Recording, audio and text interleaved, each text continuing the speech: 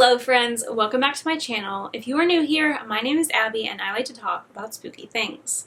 In today's video, I'm going to be showing you 26 Glitch in the Matrix TikToks. If you guys like this video, please be sure to give it a big thumbs up. Click the subscribe button down below and turn on post notifications so you never miss a video. I post Sundays and Thursdays at 2 p.m. Pacific Standard Time, 4 p.m. Central Time.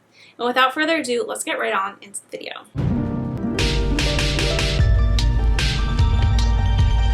Our first TikTok's by the user marz.rising. So I just experienced something crazy, and I hope that this works because I've tried recording it before and it would not record any sound, so I'm even more creeped out. But if you believe in glitches in the Matrix, then keep listening. I got home today and my husband and son were doing a puzzle at our kitchen table, and it was a puzzle that we had just gotten our son because he loves puzzles right now. It's his special interest, so we're kind of collecting this specific kind of puzzle, and I'll show you in a second. But he asked me if I had bought a second of the same puzzle, and I was like, no, like there's no way. I definitely didn't order the same exact puzzle, but there are two. All of a sudden, a brand new box of this puzzle that we ordered on April 26th. It got here on April 28th. So you can see Ocean Puzzle delivered on April 28th. We've had this puzzle since April 28th. He's been doing it over and over again since then. And all of a sudden today, there are two. I will show you the boxes. So we had these 4 puzzles first and ordered this ocean puzzle. It's open, it's been used, it's been played with since April 28th. And then today, a brand new box. Still sealed shut on both sides. Has never been opened, just showed up. And I keep all of our puzzles next to our computer stacked like this. So I would have noticed if there were 2 of the same box just randomly there, and it's creepy. So I've never experienced anything just showing up out of the blue or duplicates of anything, but I've seen on here things go missing. And so I wonder if anybody's experienced anything like this, or is it some crazy timeline shift or what, but I still can't believe it because there's no way that I ordered a second one and it arrived in a box and opened it. I know I definitely didn't open another Amazon box. My husband definitely didn't open another Amazon box because my son does these puzzles over and over again, like pretty much on the daily. So we know what we have and we deal with these boxes, you know, like stack them up, clean them up, put them away. And then for one to just appear out of nowhere is insane. And I still don't believe it. And I have no clue. I don't even know where to begin. But if you know, let me know. I'm always so jealous of people who have duplicating glitches. I see this in every single video where there's a duplication glitch. But it just, I'd like my things to duplicate, please. Like the things that I like. You know, I mean, this kid, he might enjoy having a fresh, clean, new puzzle to use. Who knows? I think it would be great if my favorite things would duplicate the universe. But, I mean, I think that's probably what this is. How else do you explain, again, something duplicating? It's unopened. You shouldn't have a second one because, you know, you didn't order a second one and another one just appears. To me, I think that there's probably another universe version of her that's missing the puzzle and can't find it anywhere, and it ended up in this timeline with her. Our next TikTok's by the user mehndyienchanted. There are so many things that happened during COVID that we moved on from way too quickly. Remember when we kept seeing videos of people glitching real time and literally standing in place for minutes? Babe, stop cussing. Wait, she's not moving at all.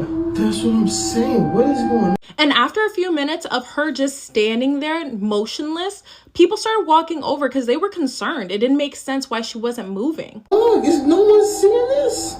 What is going on? Look, even that's looking. crazy. No, she's looking. Look.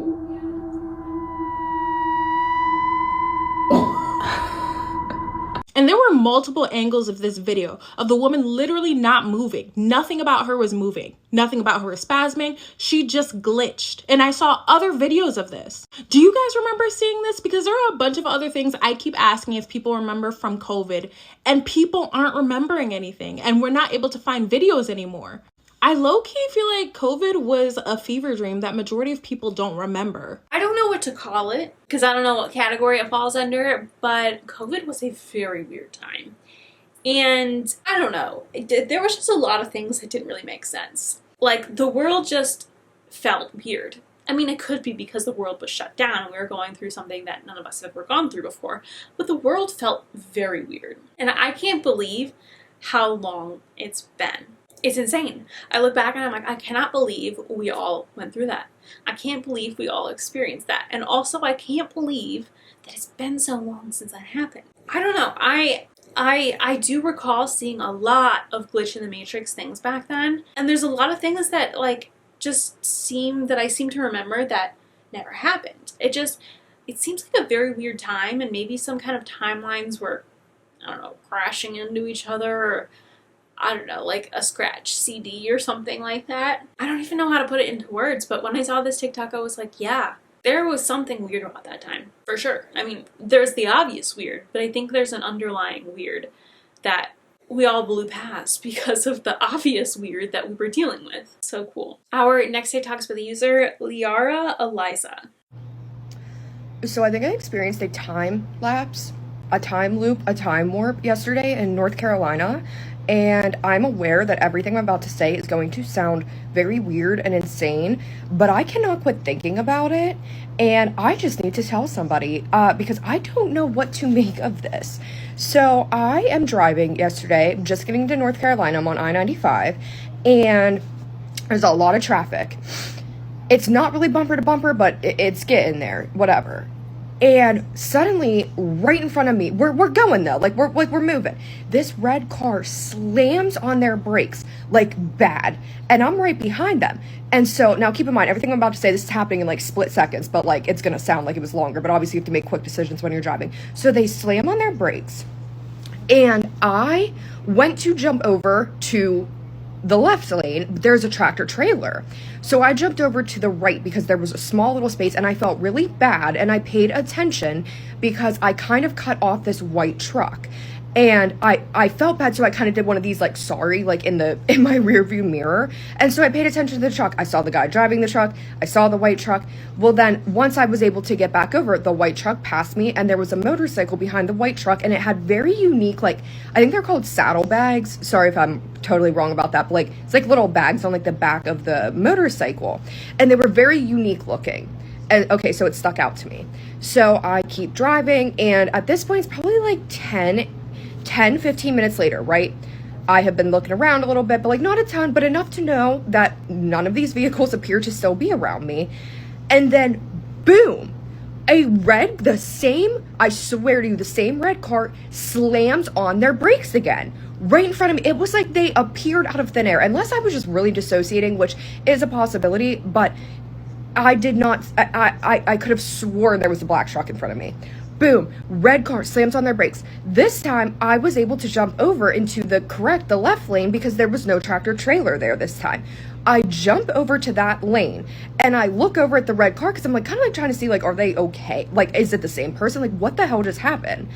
And I look over and there's the red car, the white truck is going past the red car, and the freaking motorcycle is behind the white truck with the unique bags on the back.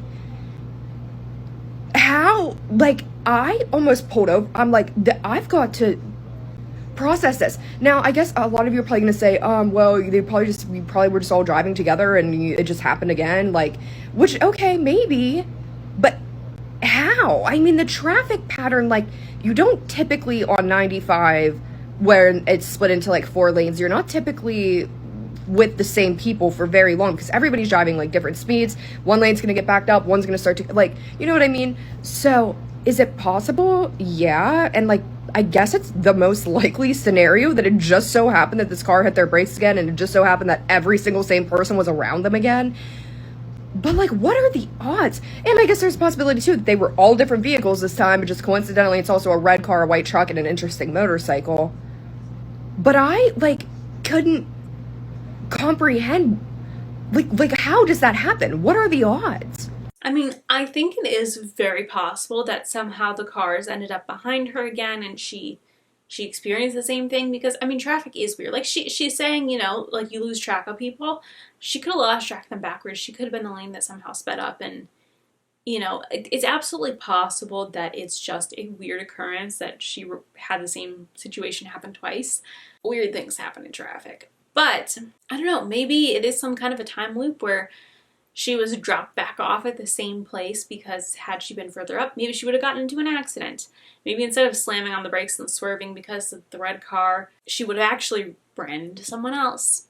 Who knows? I guess there's no way to know for sure, but I think the fact that she seems so confused by it, like, lends a little bit of credibility to the fact that it could be a glitch. We'll never know. Our next 4 TikToks are by the user The Spiritual Shoddy. Is it really possible to get stuck in a time loop like you see in the movies? Yes, it is. This is the story time of when me and 2 other people were stuck in a time loop temporarily in order to save us from oncoming danger. For discrepancy purposes, the girls that I was stuck in the time loop with, we're going to call them Catherine and Jocelyn. So back in 2021, Catherine had invited over me and Jocelyn to come stay the night with her because she was afraid to be home alone with her baby daddy. He's basically a raging alcoholic who would get to the point of being blackout drunk and do dangerous shit where the spiritual perspective behind being blackout drunk is basically when people say they don't remember what happened when they do really bad things, they technically don't. It's not an excuse, but it means that your shadow self, your darkness, fully took over. So you weren't consciously aware of what was going on in your body because your shadow self, your darkness, was running the show. So this is what set the tone for how the time loop started. Jocelyn and I were kind of talking at the time, but she was dedicated to hanging out with her ex-wife as a best friend all the time. And she also had a newborn baby, which was not her ex-wife. So let's clarify that. She brings the newborn baby with her over to Catherine's house, and she also brings the ex-wife. So now Catherine's baby daddy and Jocelyn's ex-wife, who just has an issue with me, are fuming off of each other because misery loves company, and they're sitting there just talking all this shit. So me, Catherine, and Jocelyn decide to hop in my car and go to Dutch Bros. If you're not from an area where they have Dutch Bros, it's a coffee spot that's usually open 24 hours. I know this story is messy, try to keep up. You live and you grow. In retrospect, I understand why this shit was stupid. I'm not friends with these people anymore. So we go to the Dutch Bros that's right around the corner from the house, and that Dutch Bros is somehow fucking closed. So we have to go back 30 minutes towards my house in order to get to a Dutch Bros that is open. We called and let Catherine's baby daddy and Jocelyn's ex-wife know what happened and where we were going because they were watching her baby. Again, stupid. Right when we get to the Dutch Bros, they call us and they're cussing us the fuck out, so we didn't even have time to get coffee. They're talking about, you need to get the fuck back here and get this fucking baby. Hurry up and get y'all asses back here. They were pissed. They were so fucking mad. And just to reiterate, these people were aware where we were going and that they were babysitting and were okay with it, had no issues with it. And we told them where we were going when we went a little further, and they were still okay with it, but then freaked out 30 minutes later. So here's where the time loop starts. We're on our way back, and we all grew up in Sacramento. We know the city like the back of our fucking hands. You could not tell us that we didn't know it. So right before the time loop started repeating itself, we somehow ended up on a road that none of us had ever seen. And like I said, we all were born and raised in Sacramento. None of us had ever seen this road. The GPS was glitching and didn't know where we were either. It wasn't even like we were in Sacramento. Watch part 2 for the rest because I'm running out of time. I got stuck in a time loop. Yes, a time loop like the kind that you see in movies. This is the part 2. If you haven't already seen part 1, go back and watch it. So where we left off, basically, we were stuck on some random road that none of us recognized, even though all 3 of us were born and raised in Sacramento, and even the GPS was glitching and did not recognize where we were at. So somehow, by the grace of God, we wound back up on the 99 freeway going southbound. This is where things get spicy when we started to realize we were stuck in a goddamn time loop. Alright, so you know how when you're driving, you're going to see the next 3 exits coming up? So Laguna Boulevard was the one that we needed to get off on. So as you guys can see, it goes Consumnes River, Sheldon Road, Laguna Boulevard. So we were on Consumnes River, and it should have only taken us around 6 to 8 minutes to get back to Catherine's house from where we were at. Mind you, at the point that we were on Consumnes River, it was around 11 o'clock at night, and we did not make it back home until 4:44 in the morning. So me and Jocelyn started noticing what was going on first, because we saw Consumnes River, then we saw Sheldon Boulevard, and we were expecting Laguna to come next, because naturally that's what should have happened. But instead, we saw Consumnes River come next, and then Sheldon Boulevard, and then Consumnes River, and then Sheldon Boulevard. The math was not mathing. So I'm sitting here thinking to myself, am I going crazy? And I didn't say anything at first, but then Jocelyn starts worrying because once again, her baby is not really in the safest of environments at the time. And she says, I feel like we've already seen these same street signs. And that's when I said, okay, I thought I was going crazy. We have absolutely seen these street signs, not once, not twice, but 3 times. And then Catherine pops up in the back and says, I also thought something was wrong. I have my GPS pulled up because I'm tripping right now. Catherine's GPS told us that it should supposedly take us an hour to get home from where we were at. And once again, since we just kept repeating the same 3 exits, we were only 6 minutes away from her house. And that was the other funky part. There was not one car on the road. And it was only 11 p.m. in Sacramento. Not one car anywhere in sight. It was like we weren't even in a real reality. So I'm panicking and I'm like, you know what? I don't care what the next exit says. I'm just going to get off on it because we need to get off the freeway. And I'm just sitting there tripping. And sure as shit, the next exit is P Street. At that point, I lost my shit, because if we were going to somehow be on P Street, that was going the other direction, at least like 10 exits back, and that's a different freeway completely. That's downtown Sacramento. You could not have possibly gotten there from the direction that we were going in, but it was in front of us when it should have been 10 exits behind us and on a different freeway. And we only started getting more freaked out because when we got off of the exit, we weren't even on P Street. We were on Arden Way, and that's not even near P Street. You get to Arden Way from being on the 80 freeway. So these are 3 different freeway systems, and the whole time we were only on the 99. So how did we get to either of those places? Part 3.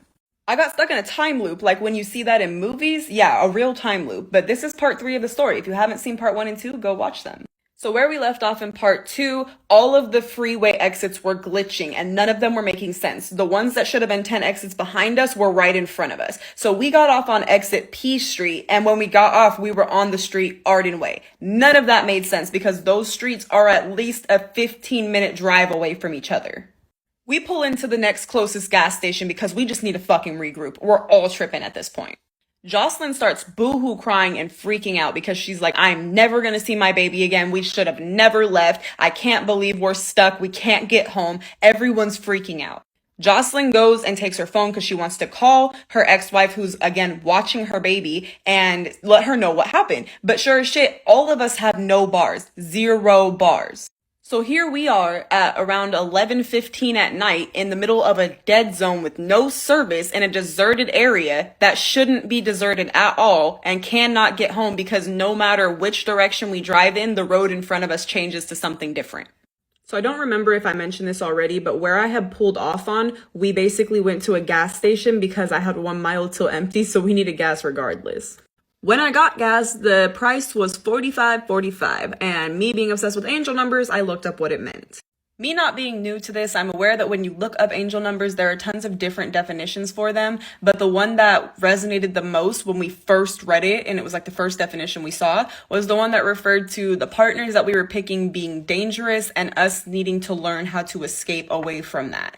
If you remember from part 1, where I was referring to the whole reason we even went to Catherine's house, it was because she was afraid to be home alone with her fucking baby daddy, who is dangerous. Catherine knew what it meant right away, and so did Jocelyn. We all collectively accepted that, and then we got in the car and got on the road because we figured even if it's going to keep changing, we have to figure something out. Okay, so this is where we're at the gas station. We decide to get on the road and start heading towards the mall because we know where there's some roads that we can get to. So sure as shit, we get on this road, this is our car, and we're driving. We see all these buildings, and then it stops, and we get right back here where we started, and we're driving, and then it stops. We can all see the mall. It's very clearly right here, but no matter how far we drive, we can't get there. So we basically stopped and parked for at least an hour and waited till we got signal. And when we did get signal, everyone GPS the quickest way home, and everyone's GPS said it was going to take us a different amount of time to get there, but everyone's was over an hour. We just start slowly driving, and we ended up getting back home, and it only took us around 10 minutes. I need y'all to listen to me. When we walked in the house, it was 4:41 a.m. But Catherine went upstairs to go check on her baby daddy that she was scared of. One more part for y'all. I got stuck in a time loop like the kind that you see in movies. This is part 4 of 4 of this story time, so go watch the other 3 parts if you haven't already. Alright, so at this point, it was 4:41 in the morning when we pulled into the driveway, and we were all scared shitless because no one knew what we were walking into. There were so many factors against us. They had told us that we needed to get our asses home at 11, and we didn't get home until 4:41. So even if we had signal to call them and let them know what happened, how the fuck do you tell someone, sorry, I'm trying to get home, but I can't because the road in front of me keeps glitching and changing to a completely different freeway? What the fuck does that even mean to someone who's not experiencing that? And if y'all recall from the first video, the whole reason we were even at Catherine's house is because she was afraid of her baby daddy and like he was dangerous to be around according to her, so she didn't want to be there alone with him. So we didn't know what we were walking into, but we weren't going to leave her ass there. So Jocelyn and I stay downstairs and we send Catherine upstairs to pack an overnight bag. The house is pitch black, dark, and silent at this point. So me and Jocelyn are both watching the clock, and I'm not even kidding. I cannot make this up. I shit you fucking not. It went from 4:41 to 4:44. It skipped 4:42 and 4:43 completely and just went to 4:44. When that happened, me and Jocelyn looked dead at each other and we were like, uh-oh, because there was this ominous feeling because, Catherine had gone upstairs by herself and we saw an angel number, and not just an angel number, but one that skipped to an angel number, and that specific angel number meaning that you're being divinely protected from something. So we start freaking out and we start walking upstairs quietly to try and figure out if Catherine's fucking okay. She comes out of the fucking room with this ghost white face, like she just literally saw a ghost, and she is absolutely terrified, and she's like, go downstairs, go downstairs, go downstairs. So at this point, Jocelyn's like, I can't stay, like I have to go, and I'm like, go ahead, I'm gonna take Catherine home to my house, she's gonna spend the night with me, it's fine. So we asked her, we're like, what happened? And she was like, you guys, I can't explain it, but that's not, we gonna call him Cody. She was like, that's not Cody. I don't know how to explain it to you guys. He was up there, he was in the bed, but it wasn't him, and I am absolutely terrified, and I cannot explain what I'm seeing, but it's not him, and we need to leave. So she stays the night at my house that night, which is fine, but after that, we all tried talking about what happened, we all tried rehashing it, none of us could come up with a logical explanation for why we were stuck in the time loop. I do believe he had punched a hole in the wall when we were gone, but there was just something that we were being held back from, something that we were being protected from. There was a reason we could not make it home, no matter how hard we tried, no matter how familiar we were with the area. So that was the story of the time I got stuck in a fucking time loop and also got shifted in different realities to keep me from getting home.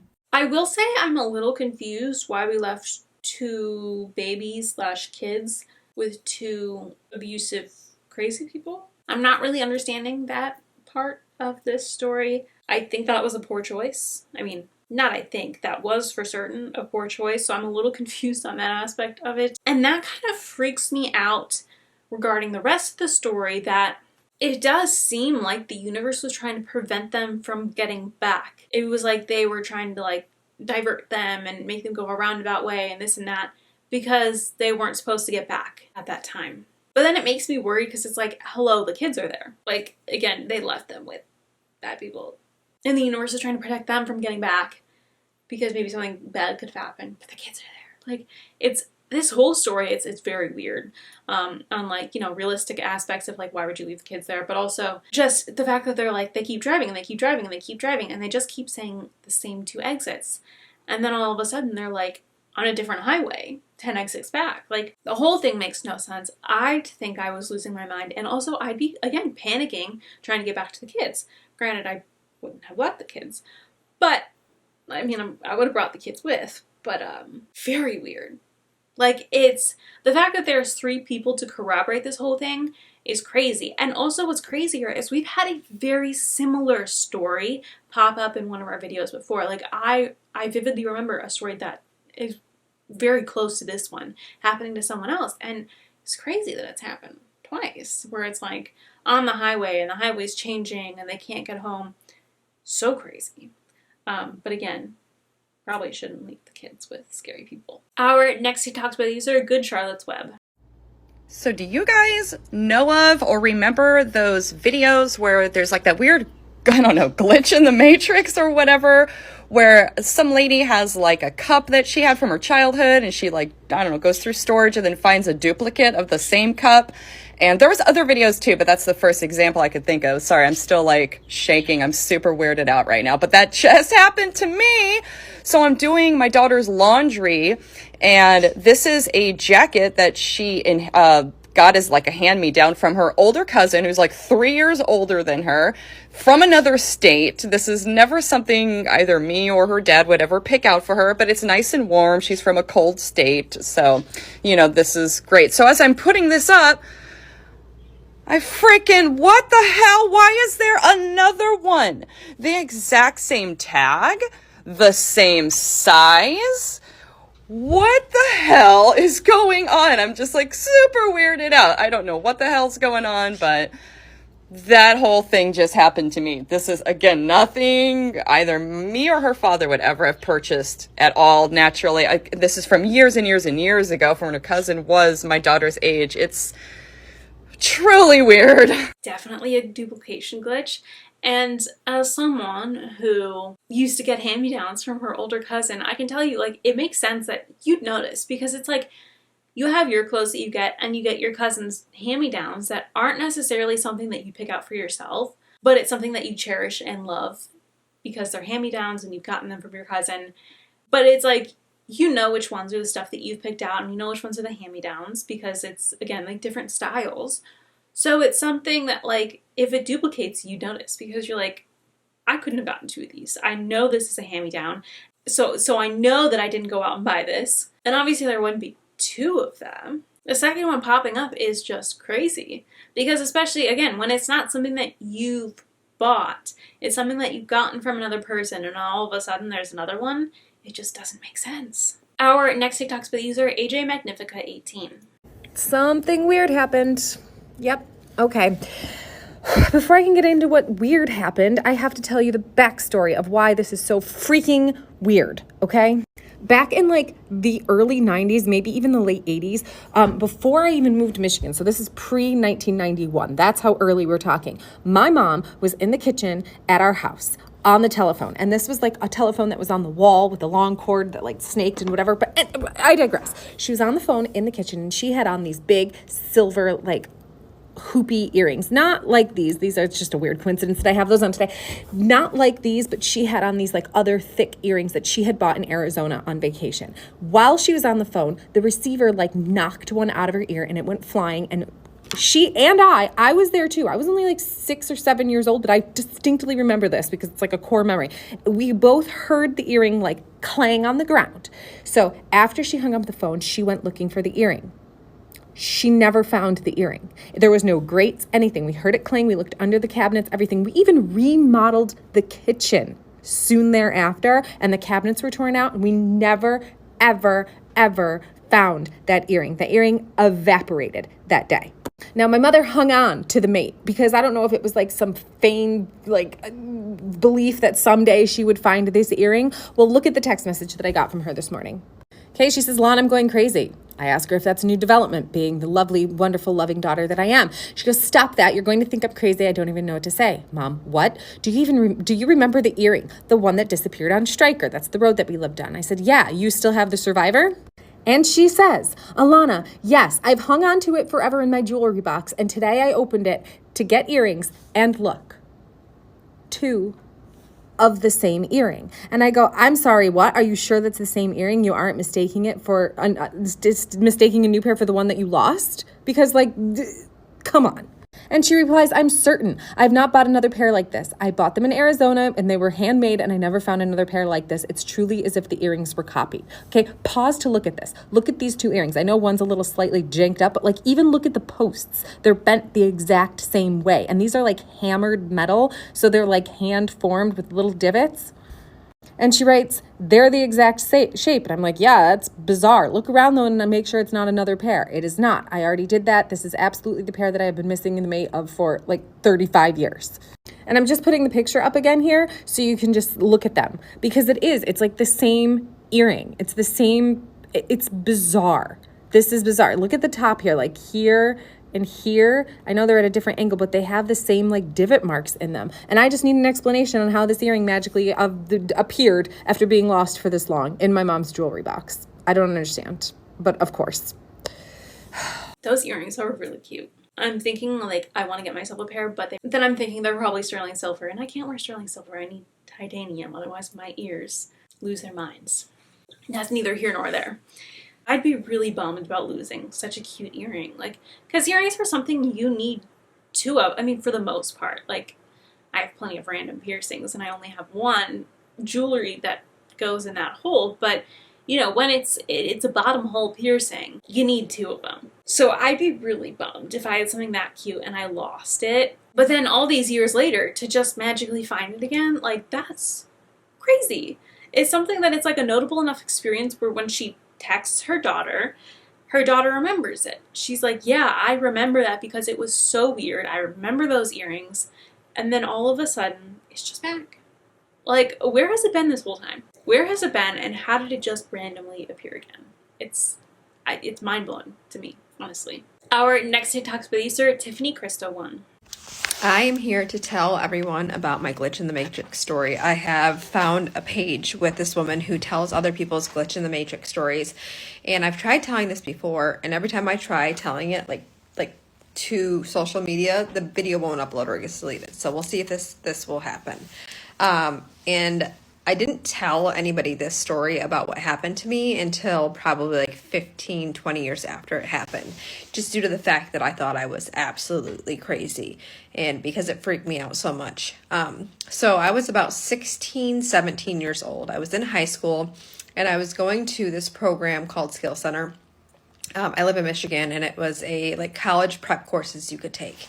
And at the time, I was driving my sister's Grand Am that she had got taken away from her by my parents, so they allowed me to drive it. So I would drive to Skill Center, and then I would drive back to school afterwards.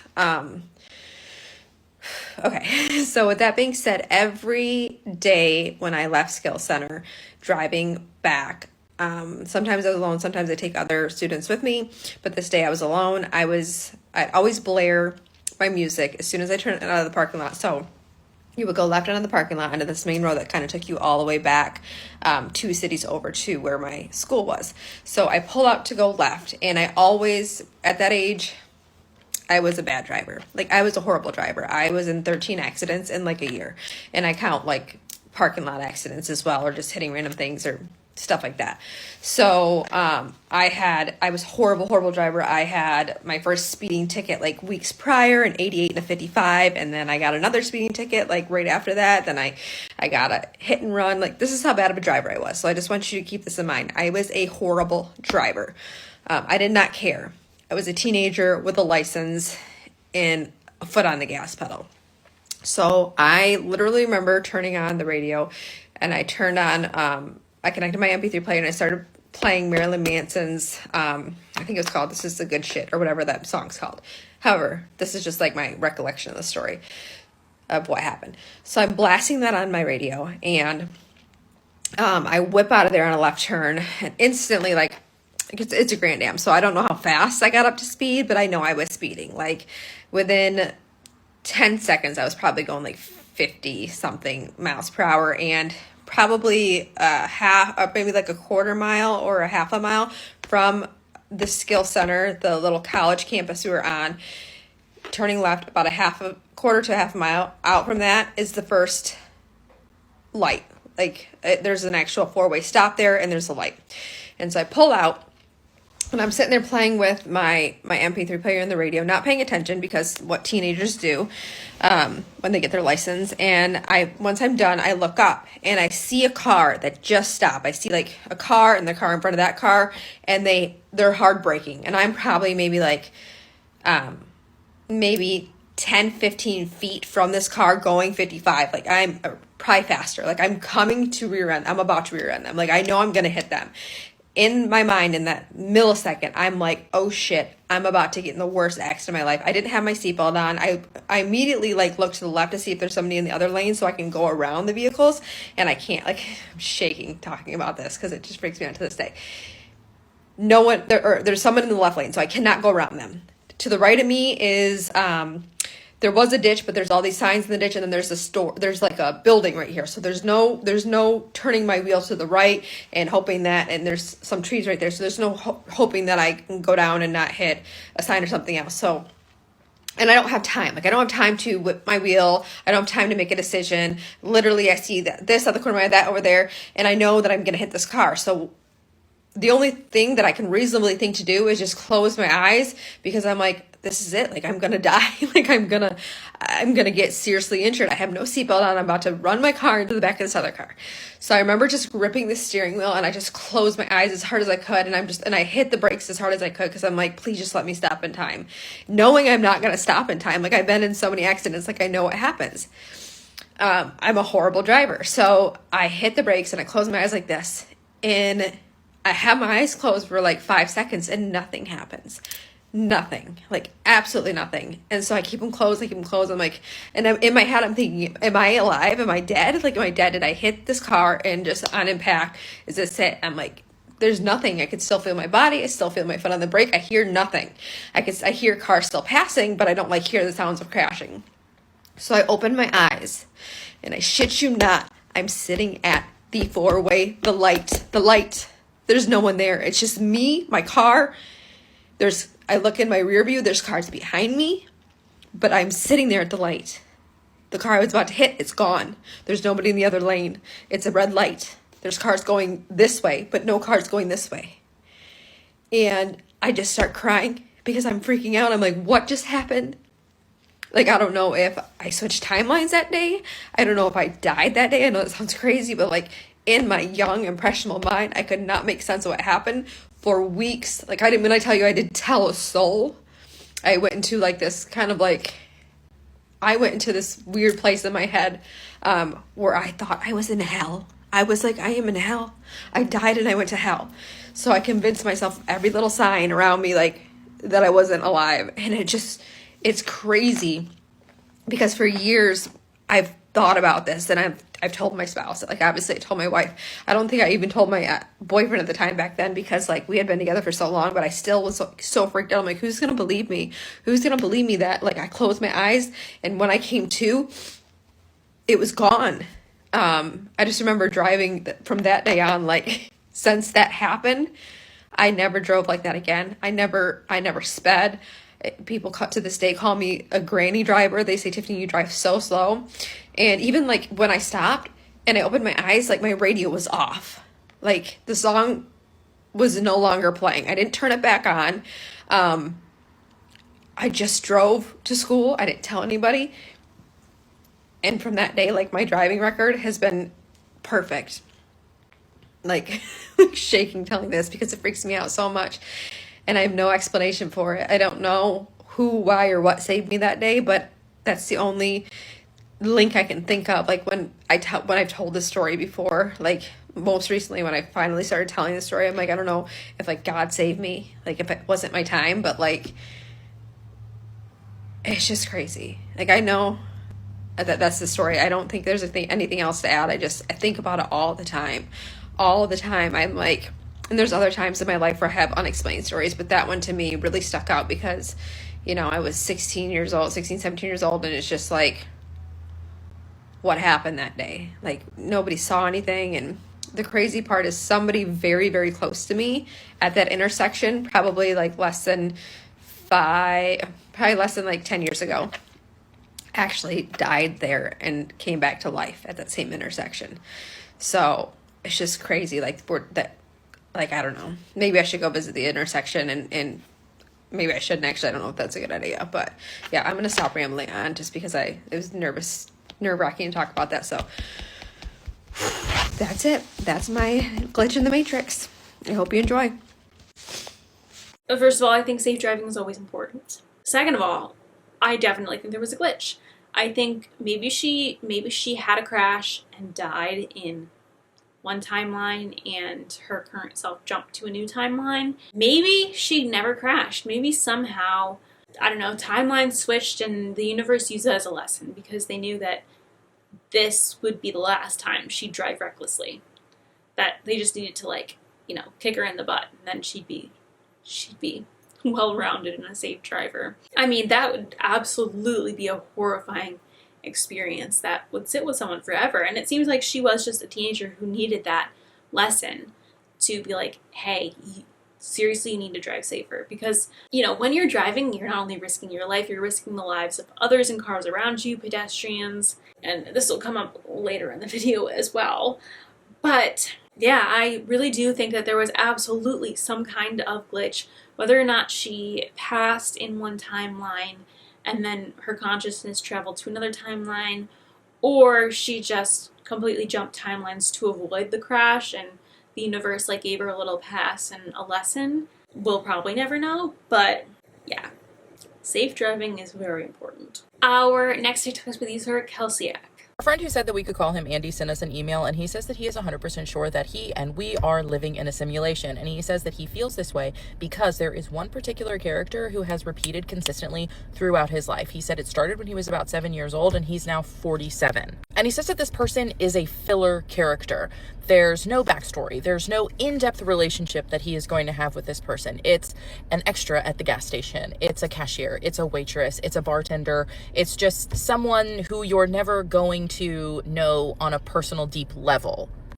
And I don't mean that in a bad way. I mean that as in, like, he doesn't see her at parties. They have no mutual friends. They don't run into each other at school functions for kids. Only in scenarios when she's a background character or you're in a situation where she's very busy and rushed and you don't have time for a conversation. But like I said he started noticing this when he was about 7 years old in his hometown. Like, it was a small town where he lived. And he noticed that there was always this woman. She always had a foreign accent. He doesn't know if it's Russian, Ukrainian, or something like that, but it's always a foreign accent. She has cropped red hair. She's always dressed in black, even if she isn't like working in the situation that he sees her in. There's no like defining features even when it comes to her clothing. Andy told me that he lived in his hometown until he was 18 years old, and after high school he got out of there. Like, he was like, I'm leaving, I'm gonna go see the world. After that he ends up joining the military, so he says he has been stationed all over the place. Because he told me it wouldn't strike him as odd if he were to see this woman in the same place, in the same town, working like the same type of jobs or being a background person, if it was the same place. But he says he has lived from coast to coast and even on a remote island, and he has still encountered this woman. And he told me that what is even weirder about it is that she does not age. He's been seeing her for 40 years. She's the same age. He says that the last time that he encountered this woman was when he was Christmas shopping for his wife. It was actually at an Ulta store. And he goes in and he's checking out, and he realizes, like, he looks up at the girl working behind the counter and realizes it's her. There's no one else in line. So he realizes, all right, I can actually have a conversation with her, like try to pull info out of her, like see where she's from, try to learn about her life. So he tries to do this and she glitches. He says that she just like glitches, like cannot answer the questions because it's just not that deep in there. And he said, no, it's not because she has an accent. She doesn't, speak English well. She speaks fine English. She just has a tiny slight bit of an accent. Like, you can tell that she is not from here. When I was reading this email, what was really freaking me out is that I feel like I've seen her too. But whatever, that's besides the point. But he says that he believes that this woman is an NPC. She is a filler character for the simulation that he is specifically living in. And he doesn't know why he keeps seeing the same person who never ages, who sounds exactly the same, has the same haircut, is always in black, never has any logo on their clothing, like no distinguishing features, unless the makers just think that he's like really dumb and isn't going to notice, but he has. But he says that since he has tried to have that conversation with her during that time that they were checking out, he hasn't seen her since. So he doesn't know if that like set off a red flag to the matrix that we're living in, was like, oh, don't use this NPC because he's picking up on it. And he told me he's not trying to insult this woman by calling her a non-player character. He is not trying to be mean at all. He just doesn't understand how she doesn't age, how he has seen her in California. He has seen her in the Midwest. He has seen her in Maryland. He has seen her on a remote island in the Caribbean. He said 1 or 2 times he could chalk it up to being a coincidence. But at this point, he says it's just starting to freak him out. 1957, a physicist named Hugh Everett proposed the multi-world interpretation, which is basically the first time that anybody had lent any credence to possible like parallel universes. And what he said was pretty much that every decision that you have ever made, you have also made the opposite of that decision, and it did manifest physically, just not here in our tangible world. Now, this wasn't popularized until 1970 by a dude named Bryce DeWitt, but Everett was the first one to propose this. So don't mind him. He has dementia. He's like 16. He's really sick, so he thinks he's outside. We're just gonna let him be. Okay. Anyway, according to Everett, this goes for every decision that you have ever made, large, small, and also for major historical events. Those played out somewhere, just not here. Some of these parallel universes have major differences, while some are just very minute. We've talked about Robert Moss before. He's a dream interpreter who says that he has a theory that you can access these parallel universes via dreams and sleep. Sometimes when you do dream, these are glimpses into parallel universes, different lives that you are living simultaneously to the one that you have now. My dreams, unfortunately, have never been that detailed. I dream that, like, I'm a jelly donut who's sentient, But for some people. While Robert Moss thinks, yeah, you could probably experience this when you are sleeping for some reason, that unlocks our ability to do that, to view these parallel realities. What about when we're awake? And I think people call them different things: glitches, ghosts, time slips. Our next story comes to us from a friend who said that we could call her Laura, and she says that she thinks that she slipped into a parallel universe around Thanksgiving. In her email, Laura wrote that she graduated about 2012. What a time to be alive. What I would give her one more night. Anyways, but she said that she went home for Thanksgiving. So she left for college into the summer of 2012, and then she just stayed gone. She's like, I didn't want to move back home. I just didn't want to live in my small town, just not my jam. Even though she had moved away, she decided this year that she was going to go home for Thanksgiving. So Laura is home for Thanksgiving in her small town. Her and some other friends are also in town. They get together, they brunch the Wednesday before Thanksgiving. Everybody's hanging out. She's having a great time. She goes home, she goes to bed, she gets up the next day, and her mom is like, I forgot butter. Can you please run to the store and go pick up some butter? Laura says yes, and there's one grocery store that's open, so obviously that's where she goes. In the store, she grabs the butter, and she goes to the checkout line. Apparently, not the only person who had forgotten something on Thanksgiving, a key ingredient, whatever. Only there are about 3 people in line in front of her checking out. There is only one register open. No one is doing big grocery hauls. It's just a few ingredients here or there. She wrote that she's standing there in the store. She's, kind of taking everything in, and then she starts to kind of focus on the person who is checking out. Now, mind you, there are still 2 people between them, but she looks up at the conveyor and who's standing up there, and she realizes that she recognizes this person. She says she recognizes her as a girl that she attended high school with. Now, she said that this girl was 1 year older than her, and she did have friends who were acquaintances who were friends with this girl, but they hadn't been close. But as she's looking at her, it kind of clicks in her brain, and she says, wait a second, I know that I haven't lived here for a while, but I am 99% sure that I saw via Facebook that this girl had passed away. She said that she remembered the Facebook post. She remembers the girl's Facebook page years ago going from active to a memorial page. She's looking at her and she's thinking, there's no way I have her confused with someone else. But she remembered the girl's name, and we're just going to call her Amy. She says that kind of without even thinking about it. She says, hey, Amy. And the girl immediately turns around and looks at her. She told me that they lock eyes, and she recognizes her immediately, and she's like, hey, Laura. Laura reiterated again. They were not close. They were acquaintances, but they knew of each other. She says that they exchanged pleasantries, everything perfectly fine. Amy checks out, gets her stuff, tells Laura, it was really nice to see you. I hope that you have a really good Thanksgiving. I got to get on my family, blah, blah, blah. Laura says, yeah, it was really good to see you too. And she said that she was standing there and she was like, I feel like such an idiot. I can't believe that I thought that this poor girl had passed away. But she's actually relieved. She's like, okay, I was obviously mistaken. This was someone else. Gets in her car, goes home, has Thanksgiving. After her family is done with their Thanksgiving, she goes to her best friend's family's house. That's she said that was their tradition when they were younger, and they were both in town, so they decided that's what they were going to do. So she goes to her best friend's house for Thanksgiving. Her and her best friend, she said, we're drinking wine, we're having a great time, and she says that she tells her best friend, you're not going to believe what happened today. I actually saw Amy at the grocery store, which is I was so embarrassed, and it was wild because I thought that she had passed away years ago. And she said that her best friend's face dropped, and she was like, she did. So Laura is sitting there and she's like, no, we're not thinking of the same person, because I literally saw her at the grocery store. We exchanged niceties. She was interacting with the cashier. She was interacting with the other people in line. She was physically there. She says that her best friend recounts the story of how this girl ended up passing away in great detail. And she was like, yeah, I remember that, but I just don't think we're thinking of the same person.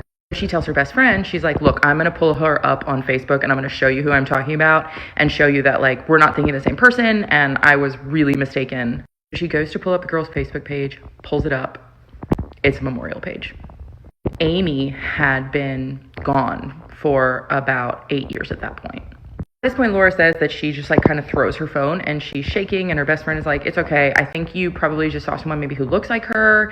And they were like trying to remember like, oh, did she have sisters? Did she have anything like that? No, she had no sisters. She was an only child, thinking that maybe a sister would look enough like her to, you know, for them to be confused. And then Laura was like, well, then why would she respond when I called her by her unalive sister's name? Like that would be like weird and sick. But she didn't have sisters. As if to make her feel better, her best friend was like, maybe you saw a ghost. Laura said that's when it actually became extra scary, because she said she wasn't the same though. She had aged.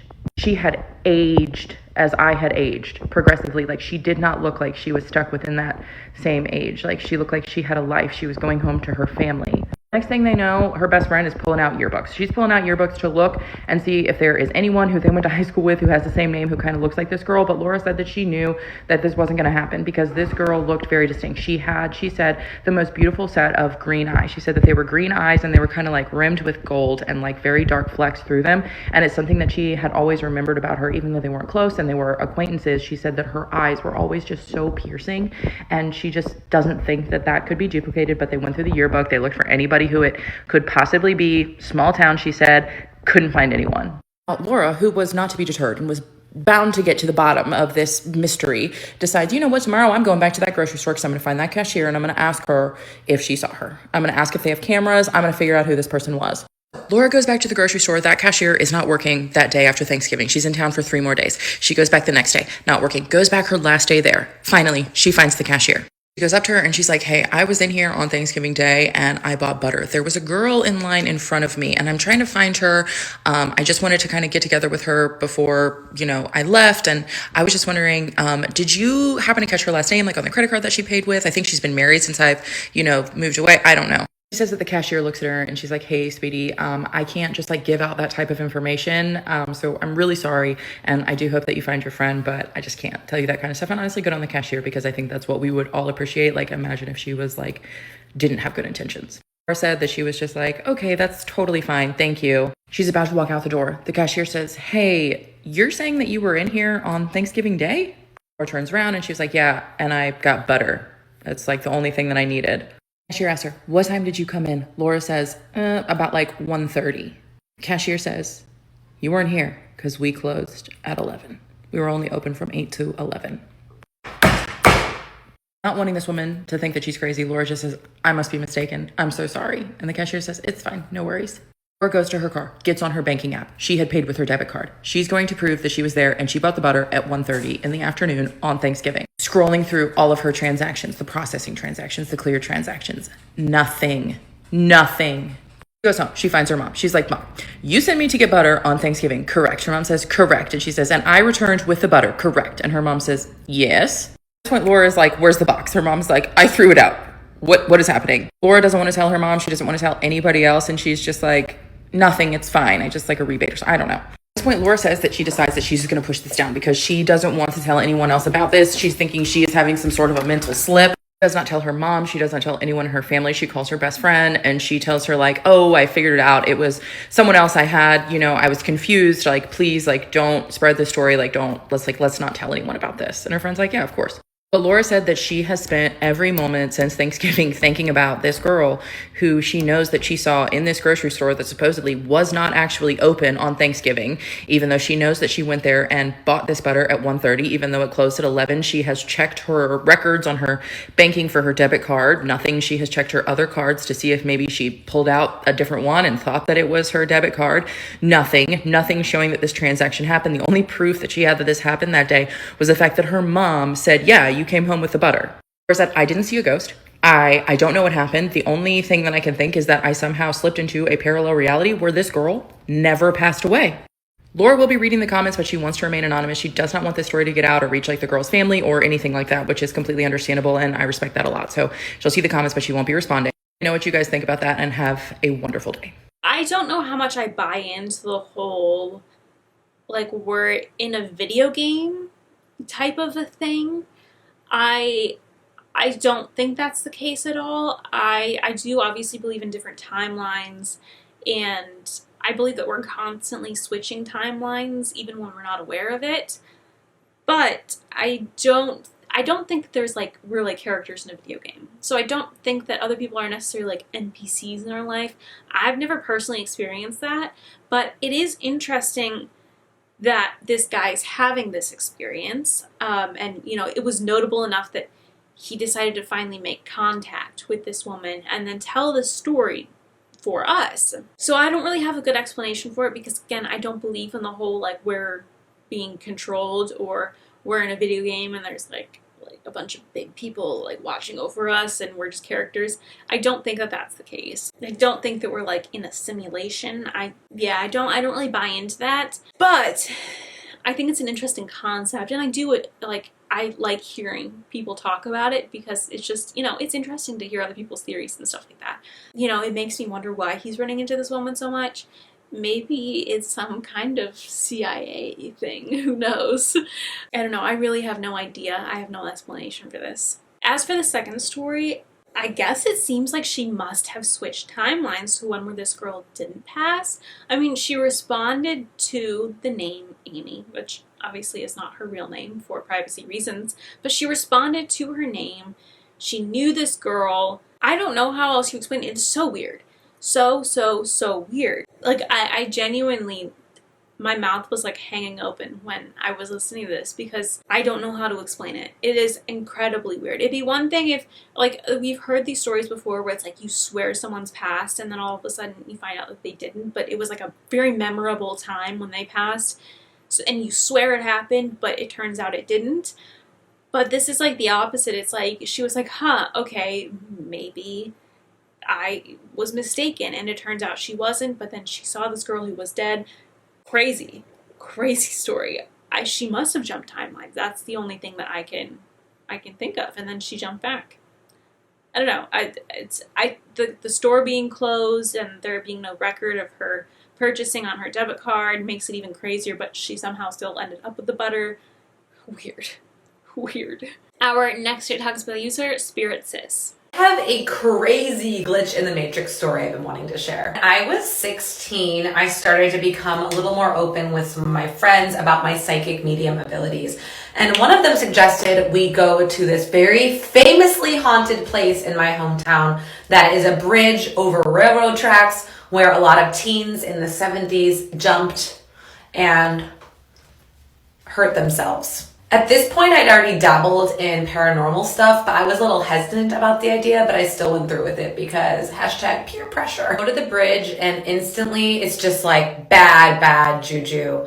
I looked over the side of the bridge and I felt like someone pushed me. But that's not all. We went down around the side and walked and went underneath the bridge, and we heard all kinds of voices, and it was absolutely terrifying. It was 2005. We really didn't have cameras on our phone yet, so I brought a disposable camera with me to take photos on the bridge and underneath the bridge, and I took maybe about 5. That's when we heard a blood-curdling scream in the distance, and we just ran and got out of there. A month later, I got my photos developed, and I completely forgotten that I had any photos. But when we were looking through them together, we went through them all, and there was like cute pictures from the summer, like, you know, pictures we really wanted. And then at the end of the roll, we looked through and we saw like all of the bridge pictures, and we just got freaked out. So we decided to throw them away. An hour later, we were showing our other girlfriends some of the photos, and we got singles, and we were flipping through them. And at the very end, we realized the pictures we had thrown out had reappeared.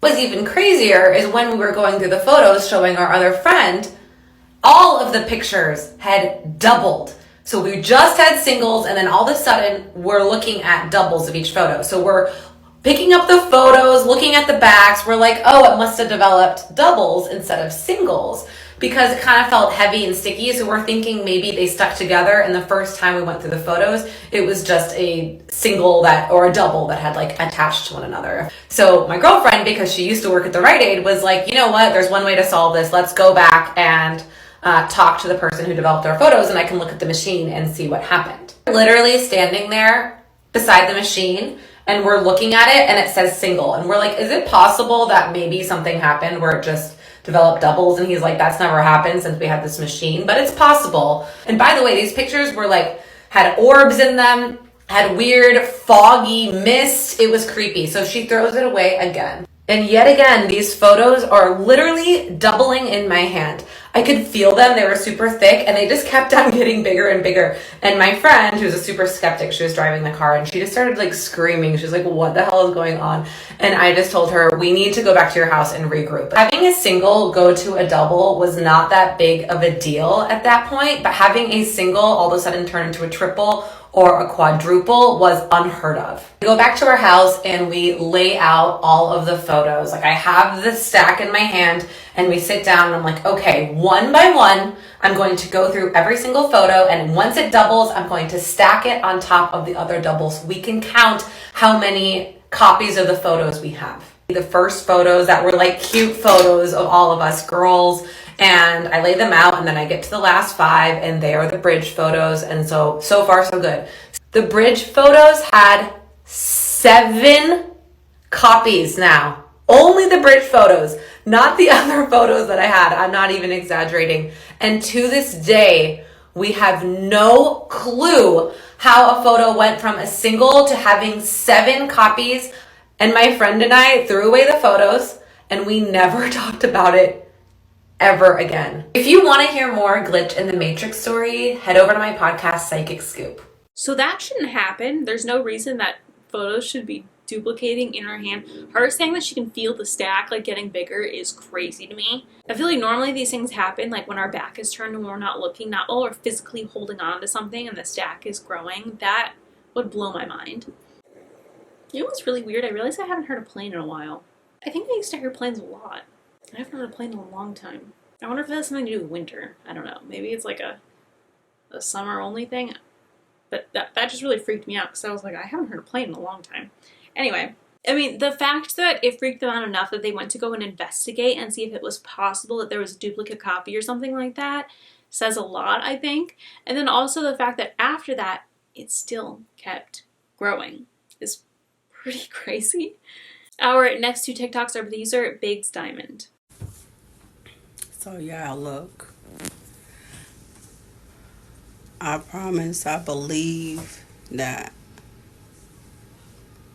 me and my kids jumped a timeline. Cause look, y'all, I know y'all wondering why I'm laying in the hospital bed wearing the snake brace, right? So look, I was driving, coming from Walmart, me and my kids. And when I tell y'all, I take the same road in the same way every time. Like, even my daughters said the same thing, y'all.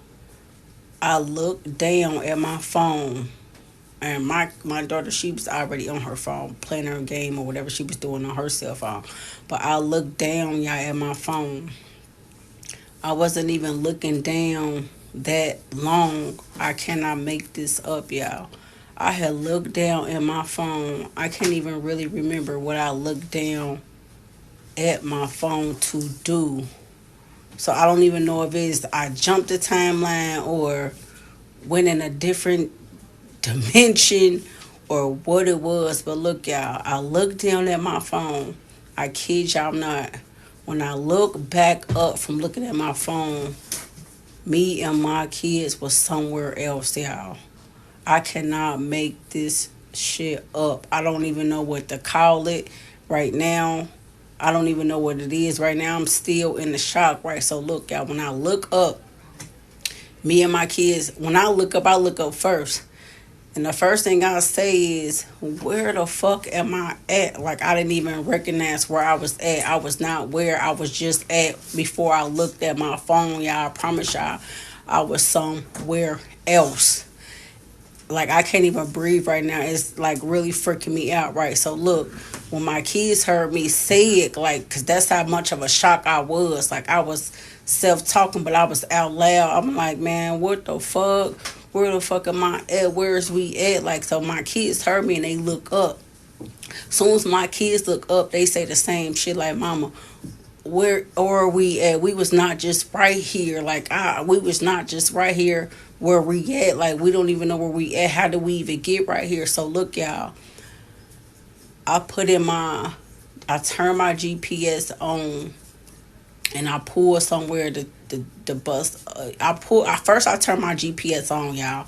So then when I turned my GPS on, I put my address in. I was like 30 minutes from my house. I don't even know how the fuck I even got that far. That's what the GPS said. I don't even know. So I turned in this place to do a U-turn to go back the other way, y'all.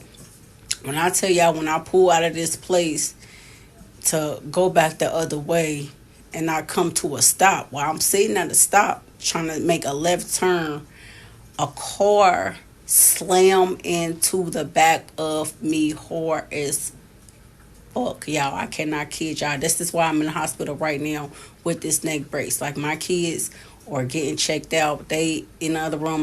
My youngest child, they got her in the room with me because she was so hysterical and shit. She did not want to leave my side. She like still in shock about everything.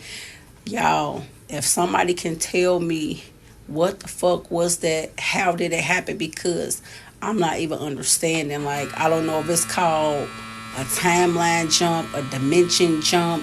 I don't even know what the fuck it is, but y'all put some comments down below because right now I'm not understanding what the fuck just happened, y'all. And y'all, what's so crazy about the car is they saying they didn't even see me. It's like I just appeared out of nowhere and they didn't even know I was there until they hit the back of my shit. Y'all, was like I came through a portal or something. Either I came through a portal or they came through the portal behind me and motherfucker didn't realize, because they did not even see me until they actually impacted my car, y'all. And I was sitting there when they slammed in the back of my car, y'all. I promise y'all. So somebody help me understand what the fuck is going on. Like, it's like I went through a portal and these people didn't see me until they hit the back of me, because they saying they didn't see me, but they don't even know. Okay, y'all, doctor here, I gotta go. Y'all, it's some strange shit going on in the spiritual realm. It's some strange shit going on in the dream state. When I say y'all, put y'all motherfucking armor on, it's some shit going on.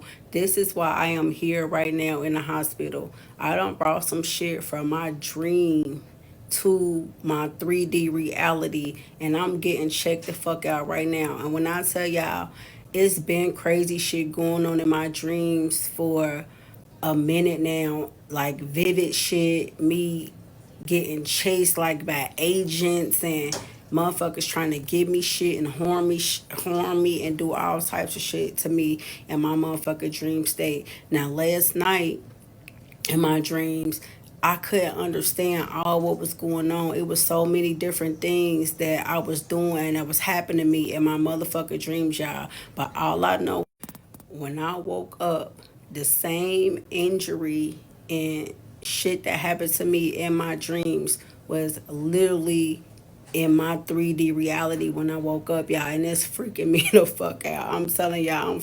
Now, it's been times in my life, like the gifts I have and the things I can do as far as in my gifts and spiritual shit, that I done seen shit happen to people in my dreams that happen in.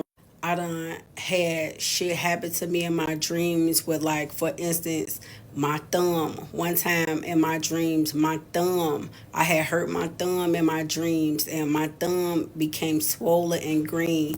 3 days later, I really hurt my thumb and my thumb was swollen as fuck and it was green and I had to go to the hospital and get checked out. So this is like been going on all my life far as dreams, even things like that done happened to people in my family members. I always had a gift where I could see bad stuff happen to people before it happened or prophesize over people's life. But when I tell y'all this is the first time I ever woke up from a dream state and exactly bringing something from my dream into this reality.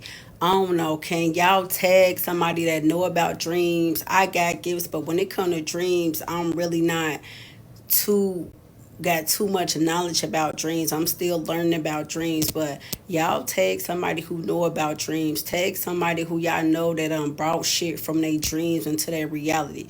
I don't know, y'all. This shit freaking me out. I'm waiting on the doctor to come back in because they checking me out right motherfucking now. But I don't know, y'all. I really don't know. This shit freaking me out, and it's giving me flashbacks back till when last year I went through the portal a couple days before Thanksgiving, me and my kids. So it's just been a lot of spiritual shit going on throughout my whole life, but this is all new to me. So I was debating whether or not I was going to include this because I had a hard time getting past the whole texting and driving thing. Like, hello, we should not be texting and driving, especially when there's kids in the car. I mean, even if there's no kids in the car, you should not be texting and driving because, as I said before, you're not only risking your life, but you're risking the lives of people in the other cars around you and pedestrians. So it doesn't really matter if you have kids in your car. Other people may have kids in their car. You may be hitting a car, or you may be hitting a kid on you know, the crosswalk, or go up on a sidewalk and hit a kid. But especially if your kids are in the car, why are we endangering their lives by looking down to text while we're driving? I think that is insane and irresponsible. So I had a little bit of a hard time with this story because I'm like, why are we texting and driving? That's irresponsible. Like, that is grossly irresponsible. Yeah, as our videos go on, I feel like someone might catch on to this, but, you know, I have a real irritation with people who text and drive, drink and drive recklessly. Let's just not do that. You know, like, that's, I don't know, I think it's grossly irresponsible, and I lose respect for people who partake in reckless driving of any form. Anyway, just want to put that out there because this, yeah, it was hard to get past that to listen to the glitch part of this video. But now that that's out of the way, it does seem like there was a kind of glitch, and part of me is thinking that maybe it's because she looked down, crashed into something, and, you know, maybe they all passed, or something horrible happened because she crashed into something, and the universe was giving her a break by jumping her to another timeline. Like the previous story, where it sunk in, and she's like, I'm never doing that again, and now her friends say that she drives like a grandma. Doesn't seem like it sunk in here. It seems like she's just very much like brushing past the whole I look down at my phone thing because she keeps reading, I look down for a second. It doesn't matter if you look down for a second, or 5 seconds, or 10 seconds, or half a second. Anything can happen if you look away from the road. So, yeah, I think it's really irresponsible. It's, to me, I genuinely think that the universe, like, gave them a break, that it was, like, a minor accident, maybe to, again, be like, hey, like, let's not do this. It doesn't seem like it sunk in because she's focused more on the whole car hit me and whatever, and I jumped, and still just, you know, placing past the whole I look down at my phone thing, which, again, we should not be doing. So, yeah. I do think there was a glitch here. I think the universe was maybe trying to, like, kick her in the butt, be like, hey, let's not do this. I hope maybe after the fact it sunk in, but from this video, it doesn't seem like it did. Yeah. I think reckless driving is really irresponsible. I think anyone who doesn't think that is crazy. So, yeah, let's be safe drivers, people. Driving is a privilege, not a right. Our next TikTok user, iamvududahl. So I've always had like a deep fascination with death at a really young age, and I think it started when I was 7 years old. The first time it happened, I was around 7 or 8, and my stepfather would have this routine where he would go into the kitchen to pour himself a bowl of cereal at odd hours of the morning when everyone else is sleeping. So sometimes it'd be 2 o'clock in the morning, 3 o'clock, sometimes even 4 o'clock in the morning. And what he would do is he would go into the kitchen, and if he found a dirty dish while he was pouring himself a bowl of cereal, he would then go wake me up and demand that I wash every single dish by hand, even though we had a dishwasher. So there were around 10 of us, so I think I had like maybe 8 siblings at the time or something like that, so that's a lot of fucking dishes. So he would go in my room with a spoon or something, be like, what is this? And it would be like a spoon with like a little bit of like something on there, right? And I would go into the kitchen because I was like, and this would happen every other day or sometimes every day. And I would go into the kitchen and I would see just these huge pile of dishes clean dishes. He took dishes, pots, pans, forks, cups, everything you could think of. And they were all sitting on the counter, sitting in a sink, and he was like, wash them. And I would wash them by hand. And I'm 7 years old. I can't even reach the sink. I had to have a stool. And it would take hours. And I would hate it. And I would cry. And I would just be like, whoa. And then the fucking iridescent lights and just getting wet and just being like, ugh. Like, I hated it. I hated it so much. And then one day I decided to take one of those like big steak knives. And I pressed it to my stomach, and I was like, I can't do this anymore. And I'm going through a mental checklist of what would happen if I were to just press it in. And there's just this voice in my head that's like, don't do it. And I'm just like, it's like, you're gonna regret doing it, don't do it. Like, I swear to God, it wasn't even my voice, it was some voice that was just like, don't do it. And so I didn't. And part of me thinks I did, because shortly after that, I was walking in my room and I saw a version of myself, like a copy version of myself, standing there looking at me. And they're wearing the same clothes I'm wearing, and we're just looking at each other. And I'm just like, And to be honest with you, at that time I wasn't even phased, because I had already started seeing like ghosts and spirits and things like that. Like, it was a normal occurrence for me. And so the second time it happened was I had been kicked out. Like, finally I was free, and I had my first taste of alcohol. I was around 19 years old, and me and my ex and his family, we were all out to this like bar, and it was like live music. And I wasn't old enough. I think I was around 19 years old, so I wasn't old enough to drink. And so she brought a vodka bottle. One of the friends brought a vodka bottle into the bathroom, and we're drinking it, right? I don't know. I think at some point I blacked out, because the next thing I know, we're at home and I'm still drinking. But then all of a sudden I start having a seizure, and I had to be rushed to the hospital. I blacked out because I woke up and I was hooked to IV tubes, and I'm told that like I was lucky to be alive because my blood alcohol was like 4 times like the limit or something like that. I don't really remember. And they're like, if you would have gotten here a little later, you would have absolutely died. And instead of that being like, oh shit, like a wake up call, like I need to do better, I literally was like, perfect. You mean I can expedite my process of dying? And so that's how actually I became an alcoholic, you guys. And I would drink so much to the point where I would black out consistently. I would end up in crazy situations.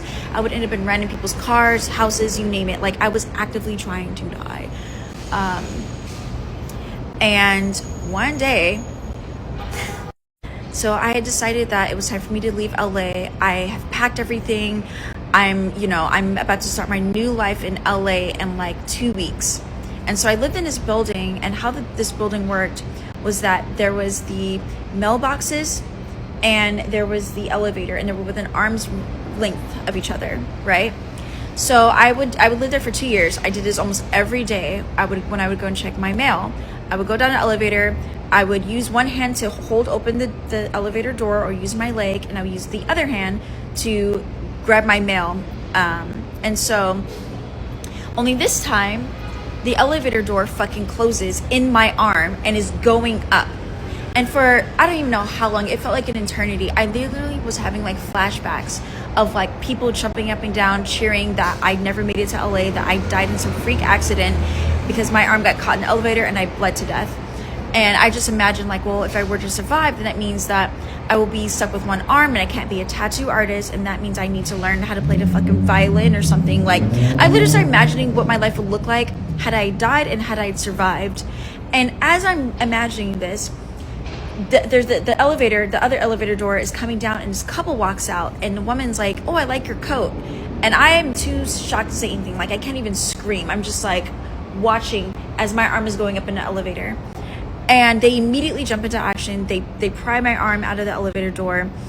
And I just remember thanking them profusely and just like looking at my arm and seeing this huge fucking dent where the elevator doors have left. And I'm like looking around, there's just mail scattered everywhere. And I was like, wow, that was a close one. And that was the first time that I had been so close. And it wasn't even with my consent. And that was another thing too. Like, I think for sure I would have died or bled out because it was downtown Seattle, and like the ambulance sometimes would never show up. I've called the cops, I've called the ambulance so many times. I would see people overdosing, I saw people get shot, and I called the cops, and the cops never came, the ambulance never came. I think for sure I would have died, and I think about that a lot. I actually do think that there were so many times where I could have like died, but I kept being brought back. Maybe it was like in some alternate reality or some parallel universe, and that's what I'm living in. And I think about that all the time. I think a lot of these things are, you wouldn't necessarily put them together and jump to Glitch in the Matrix, but because she seems to be so focused on that, and she seems convinced that this is what happened to her, to me that really makes me want to lean towards Glitch in the Matrix, because, she went through all these experiences and that's how she feels about it. I think it's really interesting that she went through all these experiences and she does think that maybe she did die in every universe but kept jumping to another one where she didn't, to continue on her story. Regardless, I'm glad she's still here. I'm always glad when someone continues on and doesn't make that decision. But I think it's really interesting that she ended up in like multiple kind of life or death situations, and she believes that she did die in all of those and just kept jumping timelines. Like the universe was like, nope, you're not done, you're not done, you're not done. I think it's a really interesting concept, and one that seems to be a trend in this video.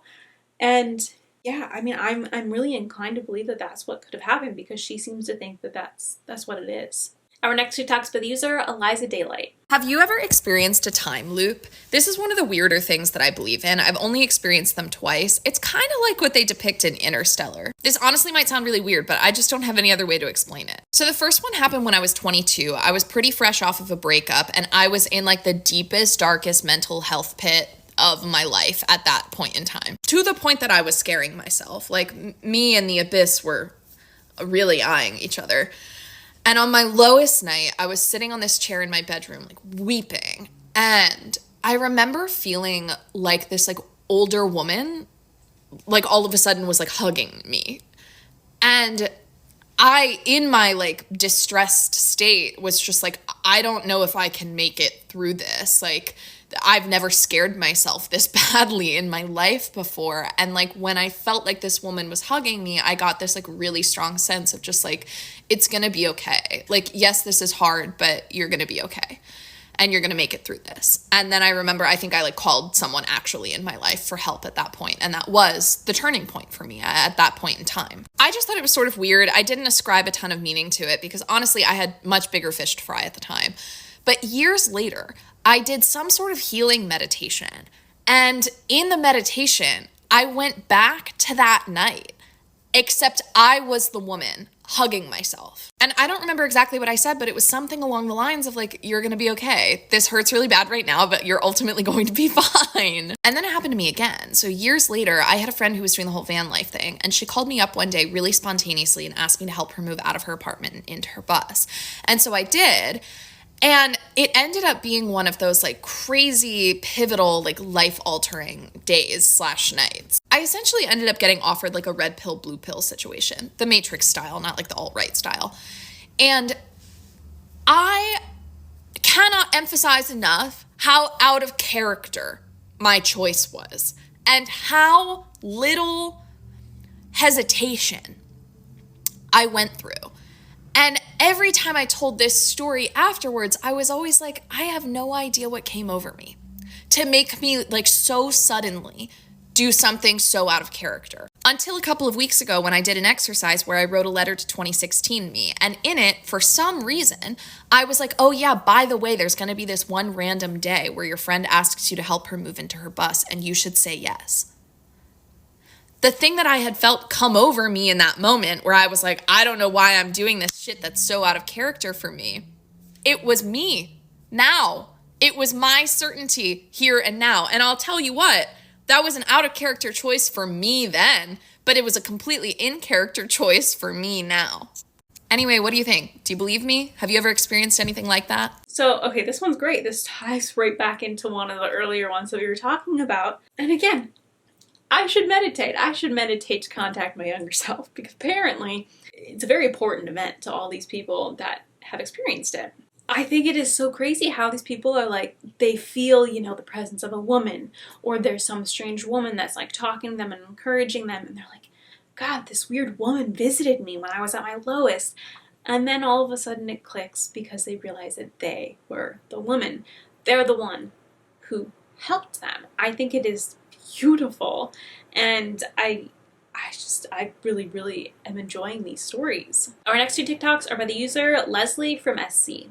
If you were traveling on I-26 westbound last night, coming out of Columbia, South Carolina, say around 9 o'clock p.m., what kind of glitch in the Matrix did we drive through last night? I saw some very questionable things on the interstate last night. So much so that I was this close to making a U-turn through those, or attempting to make a U-turn through those cables in the median on the interstate. I was really scared. I am not going to really dive deep into what I saw last night, because I want somebody who also saw what I saw to jump in the comments or jump in my DMs, because I need my husband and my best friend to know that I'm not crazy. Listen, I was by myself last night. I was on my way home from Tampa, and I was not delirious. I'd had adequate sleep. I just downed a freaking Starbucks coffee, so I was bright-eyed and bushy-tailed, okay? I know what I saw, and I need somebody else to also confirm what I saw. So drop it in the comments, drop it in the DMs. Hopefully there's a part 2 coming soon. Alright, here it is, part 2 of the I-26 glitch that you all have been so impatiently waiting for. Before I get into any of the details, I want to address a few of the comments made in the first video. To everyone saying it was the coffee, here's a middle finger for ya. To everyone who was saying, you should have taken a picture, or you didn't take any videos, oh, this is BS, this didn't happen. I was in the moment, scared for my life. And I don't know anybody with half a brain whose first instinct when they're in fight or flight mode is to grab their damn phone. And if that is your first instinct, I would hate to be you in an emergency situation, okay? And for the people who were saying, I can't believe she didn't say what she saw. This is BS. She should have just told us. Tell us. Tell us. You obviously didn't watch the whole video, because I explicitly stated why I did not go into detail about what I saw. Because I was hoping someone else could verify that they saw the same thing, so I wouldn't feel so crazy. That didn't really happen, though. This comment, though, is about as close as anyone really got to what I actually experienced. So now I'm going to give you all the details, and you all can decide for yourself whether you think what I'm saying is legitimate, or if you think I'm crazy or whatever. Honestly, I really don't care, okay? Because what is it that the people say these days? My truth is my truth. Well, there you go. All right, so let me set the stage. All right, I'm driving 26 westbound. I am about 15 minutes outside of Columbia. I'm not exactly sure where, but I can tell you that it was before the Pomeria exit. I don't know which number that is, but I remember my GPS saying, save 7 minutes via exit blah, blah, blah for Pomeria. And look, listen, those exits around there, that is some back roads driving, okay? And I was not about to get off somewhere where I did not know where I was, because I didn't want to lose service and my GPS go out. It would just not have been a good idea, okay? So I'm driving, and the terrain is literally like, think of like a V, okay? And I mean, it's not that steep, but it's like I'm going downhill, and then it goes back uphill. So I could see the traffic was starting to back up, We were slowing down. It finally got to like dead stop, stop and go. And we were doing at the most like 15 miles per hour. So eventually I could see like the reflection of the blue lights, and we're rolling, you know, slowly but surely. But I felt like we were never getting closer to the cops. Well, then finally I can see the cop cars, and they look like they are blocking the interstate because, all right, they're at the bottom of the hill. And going back up the hill, I could see orange barrels on the right side. And essentially what was causing the delay was the right lane of I-26 was closed because they have been doing a ton of construction, which people were talking about in the comments. I'm not, you know, oblivious to road construction. I've been driving for over 20 years. I've done my fair share of road trips, highways, interstates, all of that, okay? But like I said, so the backup was due to the lane being closed. All right, at the bottom of the hill, there are cops, which I am assuming are kind of there like helping merge the traffic together. But there are no cars going on up the interstate in front of the cops, but we're still moving. And so it's almost like, and I know this is going to sound nuts, but it was almost like the cars were disappearing and my line of sight was not obstructed. Again, I was going downhill and I could see the full road in front of me. So again, I don't know exactly what was happening, but what I felt like was happening were the cars were disappearing. And my first thought was, are they driving into a hole? I mean, I was freaking out, okay? I didn't know. And I'm by myself, so anyway, this is at the point where I start like trying to decide, do I need to try to make a U-turn here? Like, cause I don't want to go wherever these cars are going, cause I didn't know where they were going. It looked like they were just falling off the face of the earth. So as I'm freaking out, now I'm like 20 cars back, maybe 20 rows back, because everybody's still in 2 lanes. All right.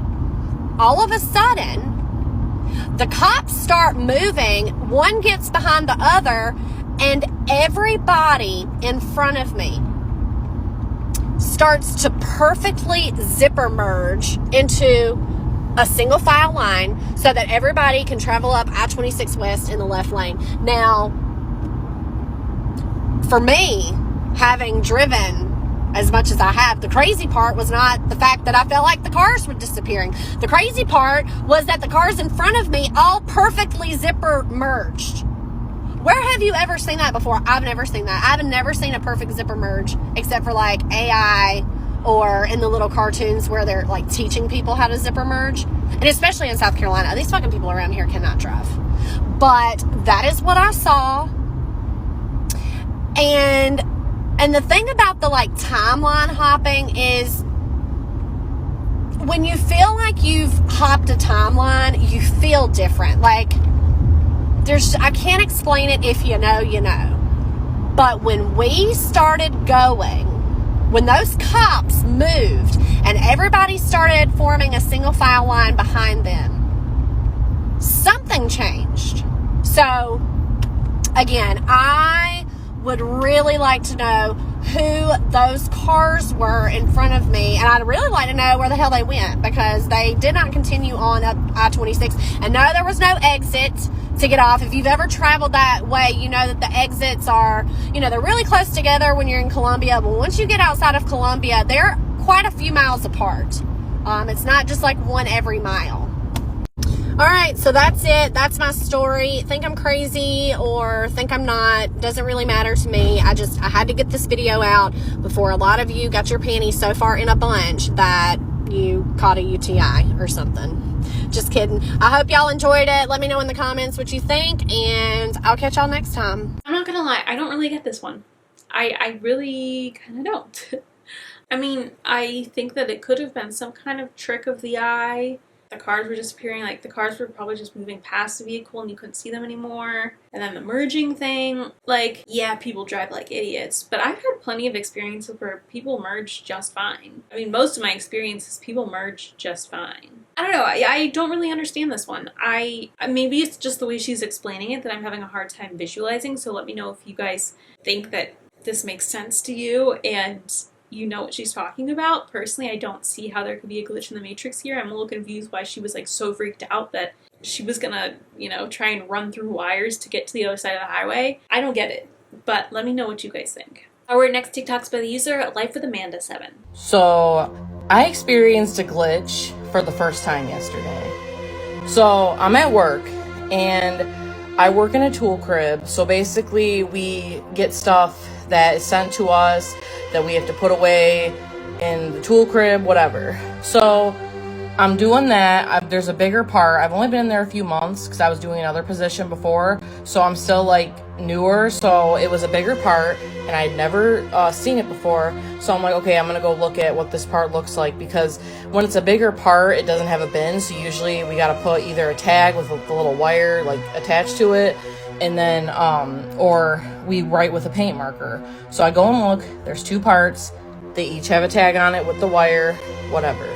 So I'm like, okay, I'm gonna do the tag. So I go back over to the table and I go and I write the tag up, and then I'm like, I want to see like how they put it on there again. I go over there and I shit you not, one of the tags are gone. And at first, I'm like, okay, maybe it fell. And I looked for like 10 or 15 minutes. I could not find that tag. And then I'm like, it was attached with the wire. So how would it have fallen? It's not like it was just taped on there. And then also there was a step ladder sitting there. So it's like, if it would have fell, it would have fallen there. So it was just gone. And I'm like, and this was in a matter of like 2 minutes. So no one was in the room with me and no one came in. I didn't leave, nothing like that. So there's no way anybody could have came and taken that off of there. And I've been trying to still rack my brain, because I'm like, how did that, because let me be real, I believe in glitches and I believe in all that kind of stuff, whatever, but it's like, I've never had it happen to me, so I'm like trying to rack my brain, like, okay, and there's no logical explanation. And then I'm like, okay, I'm like, maybe I'm crazy, maybe there was only one tag, but then I specifically remembered touching two tags and looking at what was written on them. There were two tags, and one of them just disappeared. And now, I know this isn't like a crazy glitch, because I know other people have had like crazier stories, but this to me was still insane, because I never thought that would happen to me. And yeah, has anyone else experienced a glitch? And if you have, share your stories in the comments, because I want to hear them, because I don't know if this is going to happen again, but I still like can't wrap my head around it. So let me know in the comments. I mean, I guess it could be a timeline jump. Like I said, I believe that we are always jumping timelines. We are always, you know, every decision and every thought we have kind of moves us to a new timeline where things are happening. I think we switch timelines a lot more than we think we do. And I guess sometimes it's just when we switch timelines, there's something weird about it, where there's a missing tag. Like, she jumped timelines in that period and the tag's not there, you know, this thing's not there, there's an extra thing there. And I think that's why there's like glitches, is because, I don't know, sometimes things are just, somehow they're not consistent between timelines. And I think that that's probably what happened here. Our next TikTok's by the user, kyrahustonbackup. This is a new account, and I'm gonna like throw some stuff out to you guys. We'll see like who catches it. I had an NDE when I was like 12 years old. I literally had an out-of-body experience, and like that was crazy. I'm not going to talk about that today though, but I think that really kind of shifted my perspective on life and what we're even doing here. And I've also had a lot of like timeline glitch in the matrix, like weird hops that have happened. And I'm going to share one of them with you today, because I was talking to my sister-in-law about it the other day, and it's just like a crazy topic, but it's so interesting to me, like the fact that there could be other timelines and other versions of ourselves. But the one I'm going to talk about today was, this was like 2 years ago. I was pregnant and I was in bed, and my husband brought me a pack of sushi, and it had two little divots. It had two little divots, and I put soy sauce in each of those little divots. It like was originally holding, I don't know, like wasabi and ginger, but like I filled it with soy sauce. I took like a few bites of my sushi, right? And then instead of getting up, because I was like big and pregnant and like lazy, I set the sushi container in the windowsill, right? And I looked at it, and in my mind, I was like, that's not a good idea. Like, that's not my highest timeline. It's going to get knocked over, and then I'm going to have to clean it up. But I didn't fix it. Like, I was like, whatever, fuck it.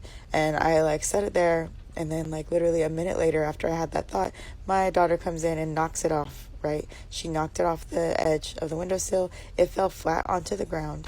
The soy sauce came obviously out of the divots because we know how gravity works. And there was like a soy sauce sushi mess.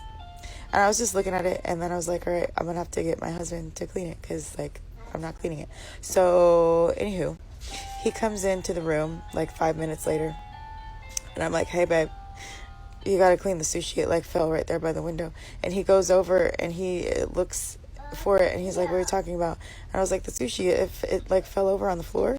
And he's like, no, it didn't. It's sitting here on the windowsill. And I look over, and sure enough, my sushi was sitting there in the windowsill, soy sauce back in the divots. There was no mess on the ground, and it was like I shifted into a timeline of that incident never happening. Like, I don't know what else that would be other than like a glitch in the matrix or a timeline hop. And I have so many of these stories, so if this is interesting to you, like, let me know in the comments and I'll share more. But like, yeah, I'm very like, I like stuff like that. If you like that, if like, do you like stuff like that? I would be very upset if my sushi fell. I'm picturing, for some reason I love grocery store sushi. Like in LA, Ralph's sushi, top tier.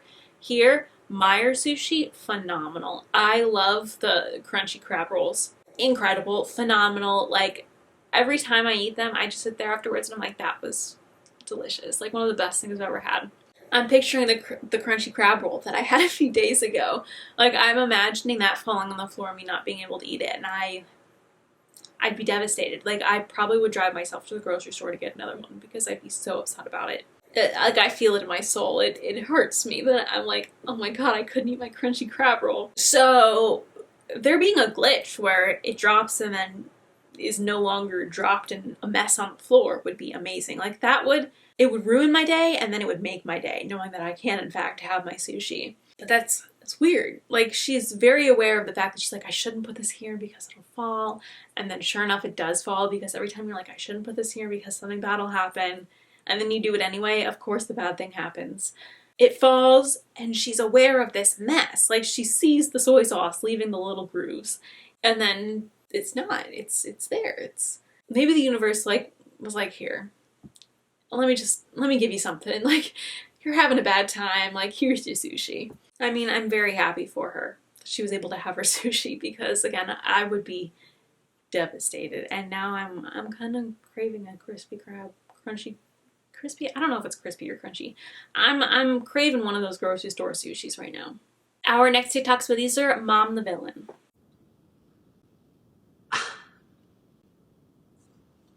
This is weird. We're talking like they're watching us weird. Glitch in the matrix weird. Like, weird. So 2 nights ago, I posted something here on TikTok. My daughter filmed me when I answered the phone with an AI. You can scroll back, you can watch it. It's like 3 before this video, right? And it was an AI, and the AI called herself Nicole. And I wanted to trick it. You know, I wanted to prove that it was an AI, because I had never had a call from an AI before. And at one point, and you'll see this in the TikTok, at one point, I asked it to sing me happy birthday. And it wished me happy birthday. And I said, no, I want you to sing it. And it started talking in like a higher pitched voice. And I made fun of it, whatever. And I said goodnight and hung up. And I didn't think anything of it because it's AI, right? Right? It's just software, right? I am currently in Pennsylvania for the Northeastern Regional Baton Championships. And we have to eat at restaurants. So my daughter and I go to Friendly's, and we're leaving. And she's like, Mommy, I have to go to the bathroom. So I pay. She runs to the bathroom, and I sit down. And there's like a little red bench, like by where you pay and whatever. And I'm sitting there, and this family comes out, and it's a mom, a dad, a grandma, and 2 little girls. And one little girl has a birthday crown on. And she, adorable, just cute little button, comes up and she goes, hi, talking to a stranger. And I'm like, hi, honey. And she's like, it's my birthday. And I'm like, oh, happy birthday. And she goes, no, I want you to sing it. But I don't think anything of it, right? So I'm like, okay, sweetheart, what's your name? She goes, Nicole. Nicole! But I'm still not thinking of it at all, you know, because I was just caught off guard by a cute little girl, and I go, happy birthday to you, and I sing happy birthday, dear Nicole, happy birthday to you. Are you 1? Are you 2? Are you 3? Are you 4? Are you 5? She's like, I'm 5! And I was like, okay, give her 5, and she walks out, and my daughter walks up. She's like, who is that? And I was like, I don't know, some little girl came up to me, and she told me it was her birthday, and she asked me to sing her happy birthday. She's like, Mom, what was her name? I go, Nicole. She's like, Mom! She's like, Mom, you made Nicole the AI say happy birthday to you last night.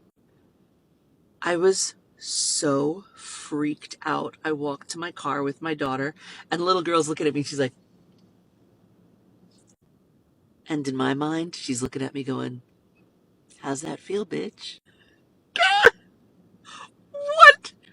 What happened? I think this one freaks me out because I am totally against AI. AI is, to me, the bane of our existence. I mean, for the most part, I don't think we need it all. We definitely don't need it, like, widespread.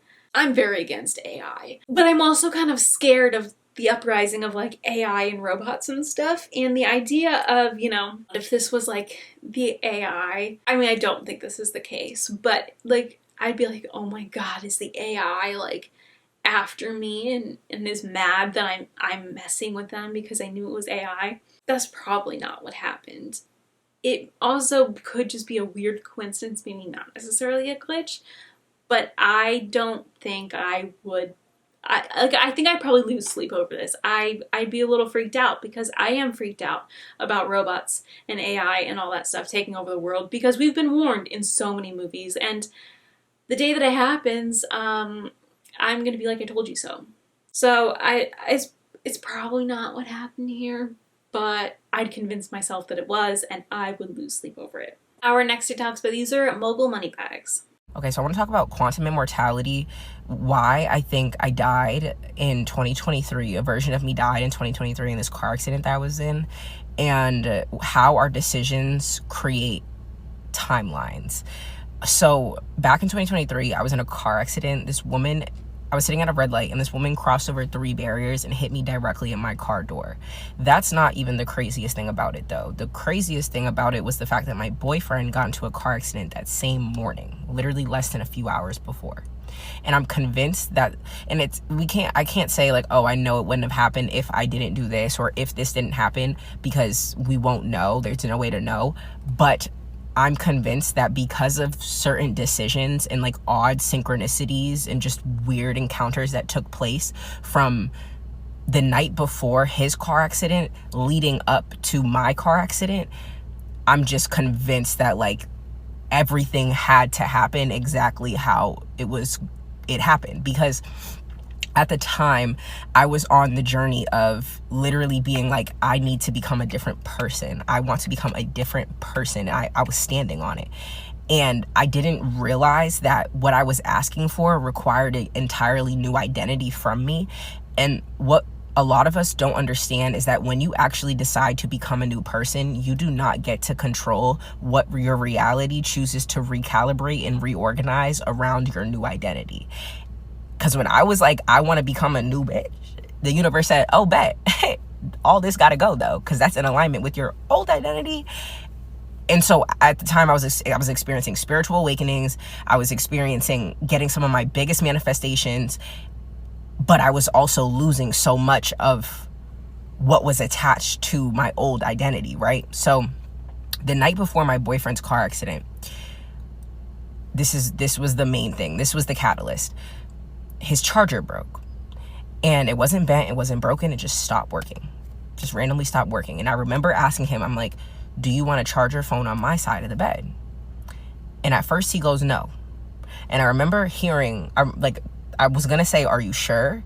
But something in me was like, don't say anything. And we just sat quiet with each other, maybe like 3 seconds, because he was contemplating, I was contemplating, and then he was like, actually, yeah, fuck it, throw it on the charger. And I was like, okay, bet. So I put his phone on the charger, we go to bed. I'll never forget, it's 7:42 in the morning the next morning. His alarm goes off, but I know it's way too early for him to be getting up to go to work. So I snooze the alarm because he doesn't wake up. I snooze the alarm because I know he has multiple alarms set. The phone never went back off. Either it went off and we didn't hear it, or it just never went back off. Either way, he woke up. He was late for work. It's like 9 o'clock at this point. He gets up. He rushes out of bed in like 10 minutes. He gets out, leaves in like 10 minutes, right? So I remember feeling so guilty because I'm like, damn, like I literally snoozed the alarm. Like, this is my fault. And I couldn't fall back asleep. And I remember something telling me to check his location. And so I go to check his location and I see that his dot is like stopped. And it looks like he's stopped as he's getting on the highway. And so I text him, I'm like, hey, you good? And he's like, yeah. And I'm like, okay, but you made it on the highway though, right? And he's like, no, I just got into a car accident. Like, nigga, what is wrong with you, bro? Like, why didn't you lead with that? Why do I have to pry that out of you? Like, huh? And I was like, oh, like, are you okay? Like, what's up? And he was like, nah, I think I'm good. He had just rear-ended a car getting onto the highway. And so he was like, I'm good. I think I'm good. I think I can drive. I'll be good, but I'll let you know. 10 minutes later, he calls me. He's like, nah, my car's fucked up. I gotta get a tow truck. Can you come get me? And I'm like, all right, bet.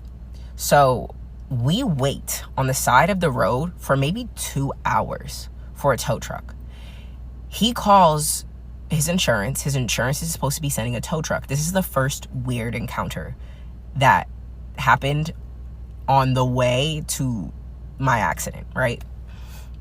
So finally, after about 2 hours, a tow truck pulls up. Mind you, the tow truck is supposed to be free because it's through insurance. He's like, it's going to be this much. We're like, what? Like, what's going on? Why? Nonetheless, he pays it. We leave. We get back. I remember this is a decision that I made. I asked him, like, do you want pizza? Like, do you want anything to eat before you go into work? Because there's a pizza spot right outside our crib. He's like, yeah. I'm like, all right, bet. So I go, I get the pizza. I come back to the crib, we get a call. It's the tow truck from the insurance company asking us where you at? And we're like, huh? Like, what's going on right now? And we're like, but we just got a tow truck. And he's like, well, it wasn't me. Like, I don't know who that was. And so we were like, okay, like, I guess, bro, whatever. Weird, right? So then I'm getting in the car, go to take him to work, right? I remember I have the address in my GPS. I missed the exit to get onto the highway. And I'll never forget, I'll go to pull into a parking lot to turn around so I could get back on the highway because it's right there. The parking lot is literally right there. I'm going to just turn around, get on the highway. I'll never forget my boyfriend. He goes, nah, you're good. Just keep going straight. It's going to take us out. This way is going to take you out the same way the highway would. And I remember being like, you sure? And he was like, yeah, we're good. I'm like, all right, bet. And the energy of this entire day was so odd. Like, my boyfriend was having financial problems at the time, so it was like, I know that his car being fucked up was just another burden on him. And for some reason, like, I was oddly neutral about everything. I was super calm and I was very positive, and it was like pure positivity. Like, it wasn't no like just being overly positive, like it's okay. Like, it was just, I was in a neutral state, you know. It was very odd. I'll never forget the energy that was like resting within my body as the day continued. And so I remember even I had Andre 3000's new album playing in the car at the time, the Frequency one. And I'll never forget, I remember we pull up, we're 5 minutes away from his restaurant. I'm sitting at the red light. I go to respond to my cousin, and then I go to look up to see if the light's gonna change because I'm the second car in line. I'll never forget, I see something out of my peripheral vision, but my awareness never turns. And I go to look at the light, it's still red. I look down, I go to respond to him, and there's just this, like, if you've ever been in a car accident, you will never forget the crunch of it. Like, the crunch is something that is one of one. It's one of one. I would have paid to see the person behind me's perspective of what the hell it looked like when she hit me. Because to this day, I still don't know how Shamoy hit me. Like, dead ass. I don't know how this bitch from Florida with no insurance hit me, just driving reckless. For real, bro. I don't even know how they didn't, why they didn't arrest her on the scene. Because she crossed over 3 barriers directly into my car.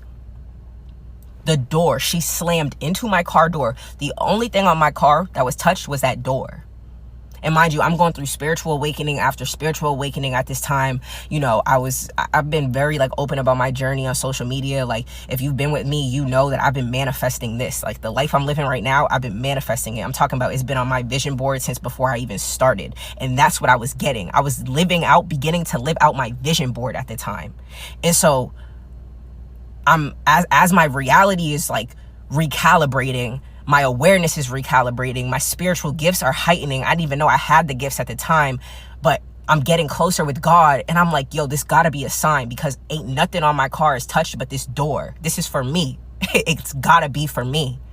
And I'll never forget, my uncle had passed away maybe a month before, and I'll never forget feeling like, my uncle was a really big dude, and I'll never forget feeling like a bubble over me in that very moment. It was just like a bubble. And then I just remember being like in shock for a second, because the window shattered, but there was no glass on my seat. I wasn't touched. The door stopped right here on me. Like, for real, the door stopped right here on me. And I'll never forget just being in shock, sitting there, because it jerked me to the side, and I'm like processing, like, okay. First of all, my car's fucked up. I know it's done, but what is the odds that my boyfriend got into a car accident the same morning? What's going on? What is going on? And then I'm thinking like, yo, the only reason why I'm here right now, I'm still resting in this state of awareness, is because my awareness did not turn when I seen that car coming. Because if I would have turned when I saw in my peripheral vision, because what I saw was her car. If I would have turned and seen a car coming directly at me, it would have been over with. I would have died for real in this reality. Because my brain would have been like, oh, fuck, it's over.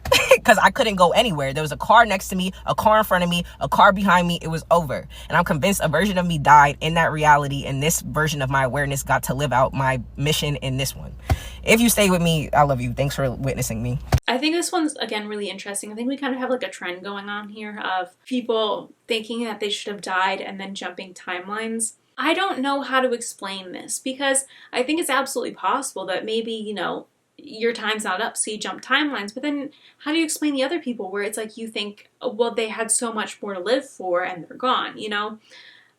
It's kind of hard to wrap your head around that, because it's like, unless it's like they're gone here but they survived in another timeline. I don't know. It's like, it's something that I feel like is really deep and a hard topic to handle, because you never want to say like, oh, well, you know, it's fine that they're gone. Or you never want to be like, oh, well, this person deserved it more than another person. You know, like, it's a weird topic to discuss. And so that's what makes me question. It's like, sure, I definitely can believe that, you know, someone's work here is not done, so something magical happened and they jumped timelines to survive and now they're telling us about it.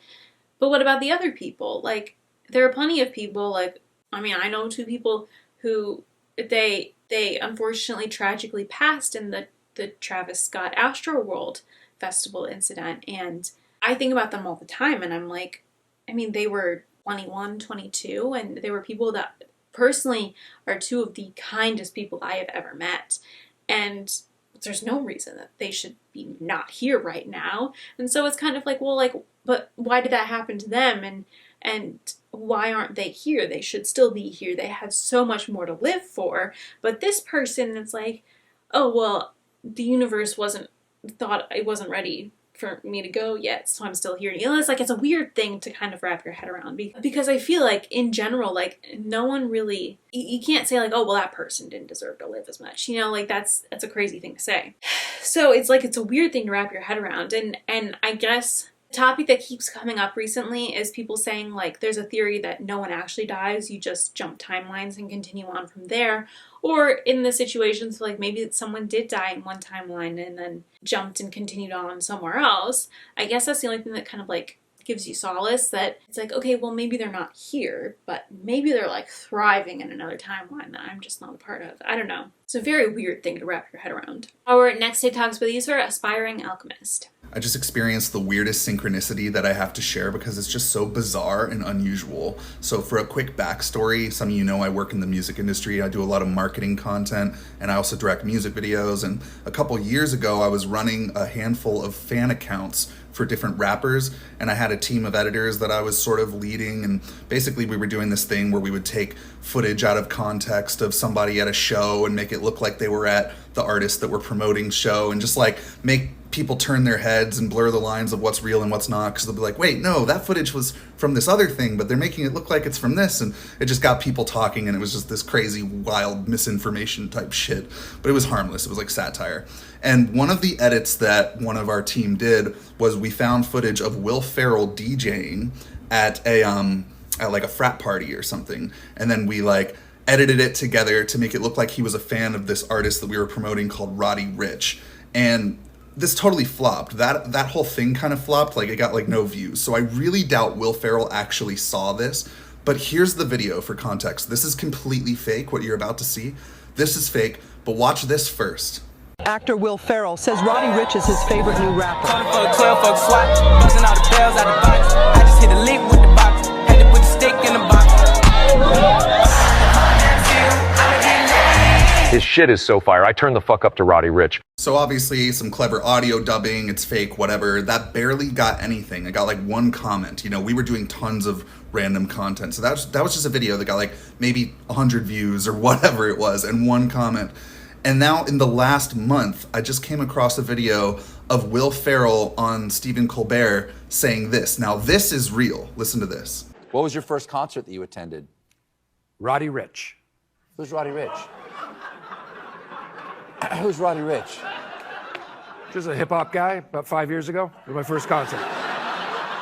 Wow, okay. Yeah. Good. But would I know any of his stuff? No.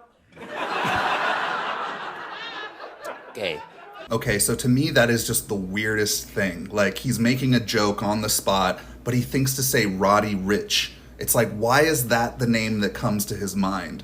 It makes me think about the energy of our collective consciousness. Like, maybe because that energy was out there, he pulls that random name out. Maybe it's just like an artist he had heard about recently or something like that. Or maybe he saw the video, but I highly, highly doubt it. I really do. And what's so funny is that now I went back to the video, and now there's a bunch of people starting to find it that are like commenting because they came from the Colbert thing, being like, oh my God, Will Ferrell actually is a Roddy Ricch fan. It's like, what is happening? It's like the life imitating art type of thing. That's a really obscure artist for somebody like Will Ferrell to publicly endorse or whatever. And clearly when he's saying that on Colbert, he's like joking. It's like, what is that? Why did that happen? For some reason, it makes sense to me, like, if Will Ferrell is like scrolling through niche TikToks or Reels or something, like, for some reason I could picture that it's like he knows these like weird niche references about himself. But who knows, it could be some kind of weird synchronicity that it's like you put it out there and then it ends up happening. I've definitely experienced things like that before, and I do think like you put things out into the universe and then sometimes you're absolutely shocked by the results you get, even if it's like years down the road and not exactly what you were looking for. There have been plenty of times that I'm like, oh my God, like I said that like 5 years ago and I was totally kidding. And then all of a sudden it manifests. I think that's absolutely a possibility here. Our final TikTok of the video is by the user its.monicalynne. So for the last like week, things have been strange, and I was pretty sure I timeline jumped. And I've been looking for evidence, but I haven't been able to find any, right? If you don't believe in this stuff, I really don't care. Keep scrolling. But if you do, then I found something that's evidence, and it's pretty interesting. So I wanted to share it with you guys. I am a psychic medium, for anybody who doesn't already know, and for anybody who's afraid of it or anything like that. Timeline jumping is actually something that happens really commonly. It has a lot to do with your energy vibration, your frequency, your thoughts. Your reality is actually created by your mind. Anyway, that's another video. But I, for the last week, have been seeing things kind of weird. And like I said, I was pretty sure I timeline jumped. It's happened to me a bunch. It happens to me a lot. But I can usually feel it when it happens, or I notice something. Things seem off. You might have also noticed if you have timeline jumped before. But I have been looking around for evidence, and usually evidence comes in the form of like if things are missing, things are different, things that were broken are no longer broken. So I found something. Check it out. Anyway, so this bra I'm wearing, I found it in California at a Ross, and it was super cute, and it was only like $7, right? But it has a zipper on the front, and then I'm going to show you the inside in just a second. Hold on. First, let me point out that I always love a good zipper bra. They're wonderful. I love them, right? But this one has, I'm not going to get naked. It has this little, can you see that little claspy thing? Like it has the little, it was coming off, bra claspy thing on the inside, right? So I got this when I got to California from a Ross, right? This was a month, 2 months ago, whatever. I got it in with the first couple of days of getting there. I wore it once, and when I washed it, that little claspy thing, like the part with the hook on it, broke off, and the hook was gone. I was at my grandparents' house. I looked for it for forever, but I couldn't find it. I've worn it twice since then, and was sad about it both. I mean, like, I wasn't like sad, but I noted both times that the hook was missing. Until a week ago, when, like I said, I timeline jumped it. I've been looking for an explanation. Anyway, when I took it out of the washer yesterday, I went to go put it on today, the hook's back. It's back and it's not broken. And I'm happy again because I love this bra. I know it looks like I'm going to the gym, but I'm actually going to Starbucks and the grocery store to pick up Daddy's. This is so minuscule, and yet I think it is still crazy because it's one of those things that it's important enough for you to notice and be like bummed that this one little cool feature of your sports bra is broken, and then all of a sudden it's like magically fixed again out of nowhere. It's like, again, it seems like something that's so like small and simple, and yet it's something that really bummed you out that it broke, and then all of a sudden it's not broken. It's like you remember that it broke because it was something that was just randomly really important to you, and now all of a sudden it's fixed. How does that happen? I don't think I've ever experienced anything like that where things break and then fix themselves. I think things usually break and then I'm bummed about it and that's it. I really wish things would fix themselves for me, but yeah, I think it's really interesting. It must be some kind of a glitch. It could be like a duplication glitch, but you know, fixing itself instead of duplicating. But that is all I have for today's video. I hope you enjoyed it. Let me know your thoughts on any of the TikToks I showed you in this video. Feel free to tag me in any that you want to see me include in a future video. My username on TikTok is @theAbbeyStromeyer, and I've also included all of the usernames of the creators I included in this video down below if you want to check them out. I do recommend it. While you're at it, also please check out my TikTok and Instagram. My links are down below. I post spooky special effects makeup over on those platforms. If you guys like this video, please be sure to give it a big thumbs up. I'll pop a couple of video suggestions on the screen for you to watch next. Please click the subscribe button down below and turn on post notifications so you never miss a video. I post Sundays and Thursdays at 2 p.m. Pacific Standard Time, 4 p.m. Central Time. And as always, again, thank you guys so much for watching. I hope you enjoyed this video, and I will see you next time. Bye.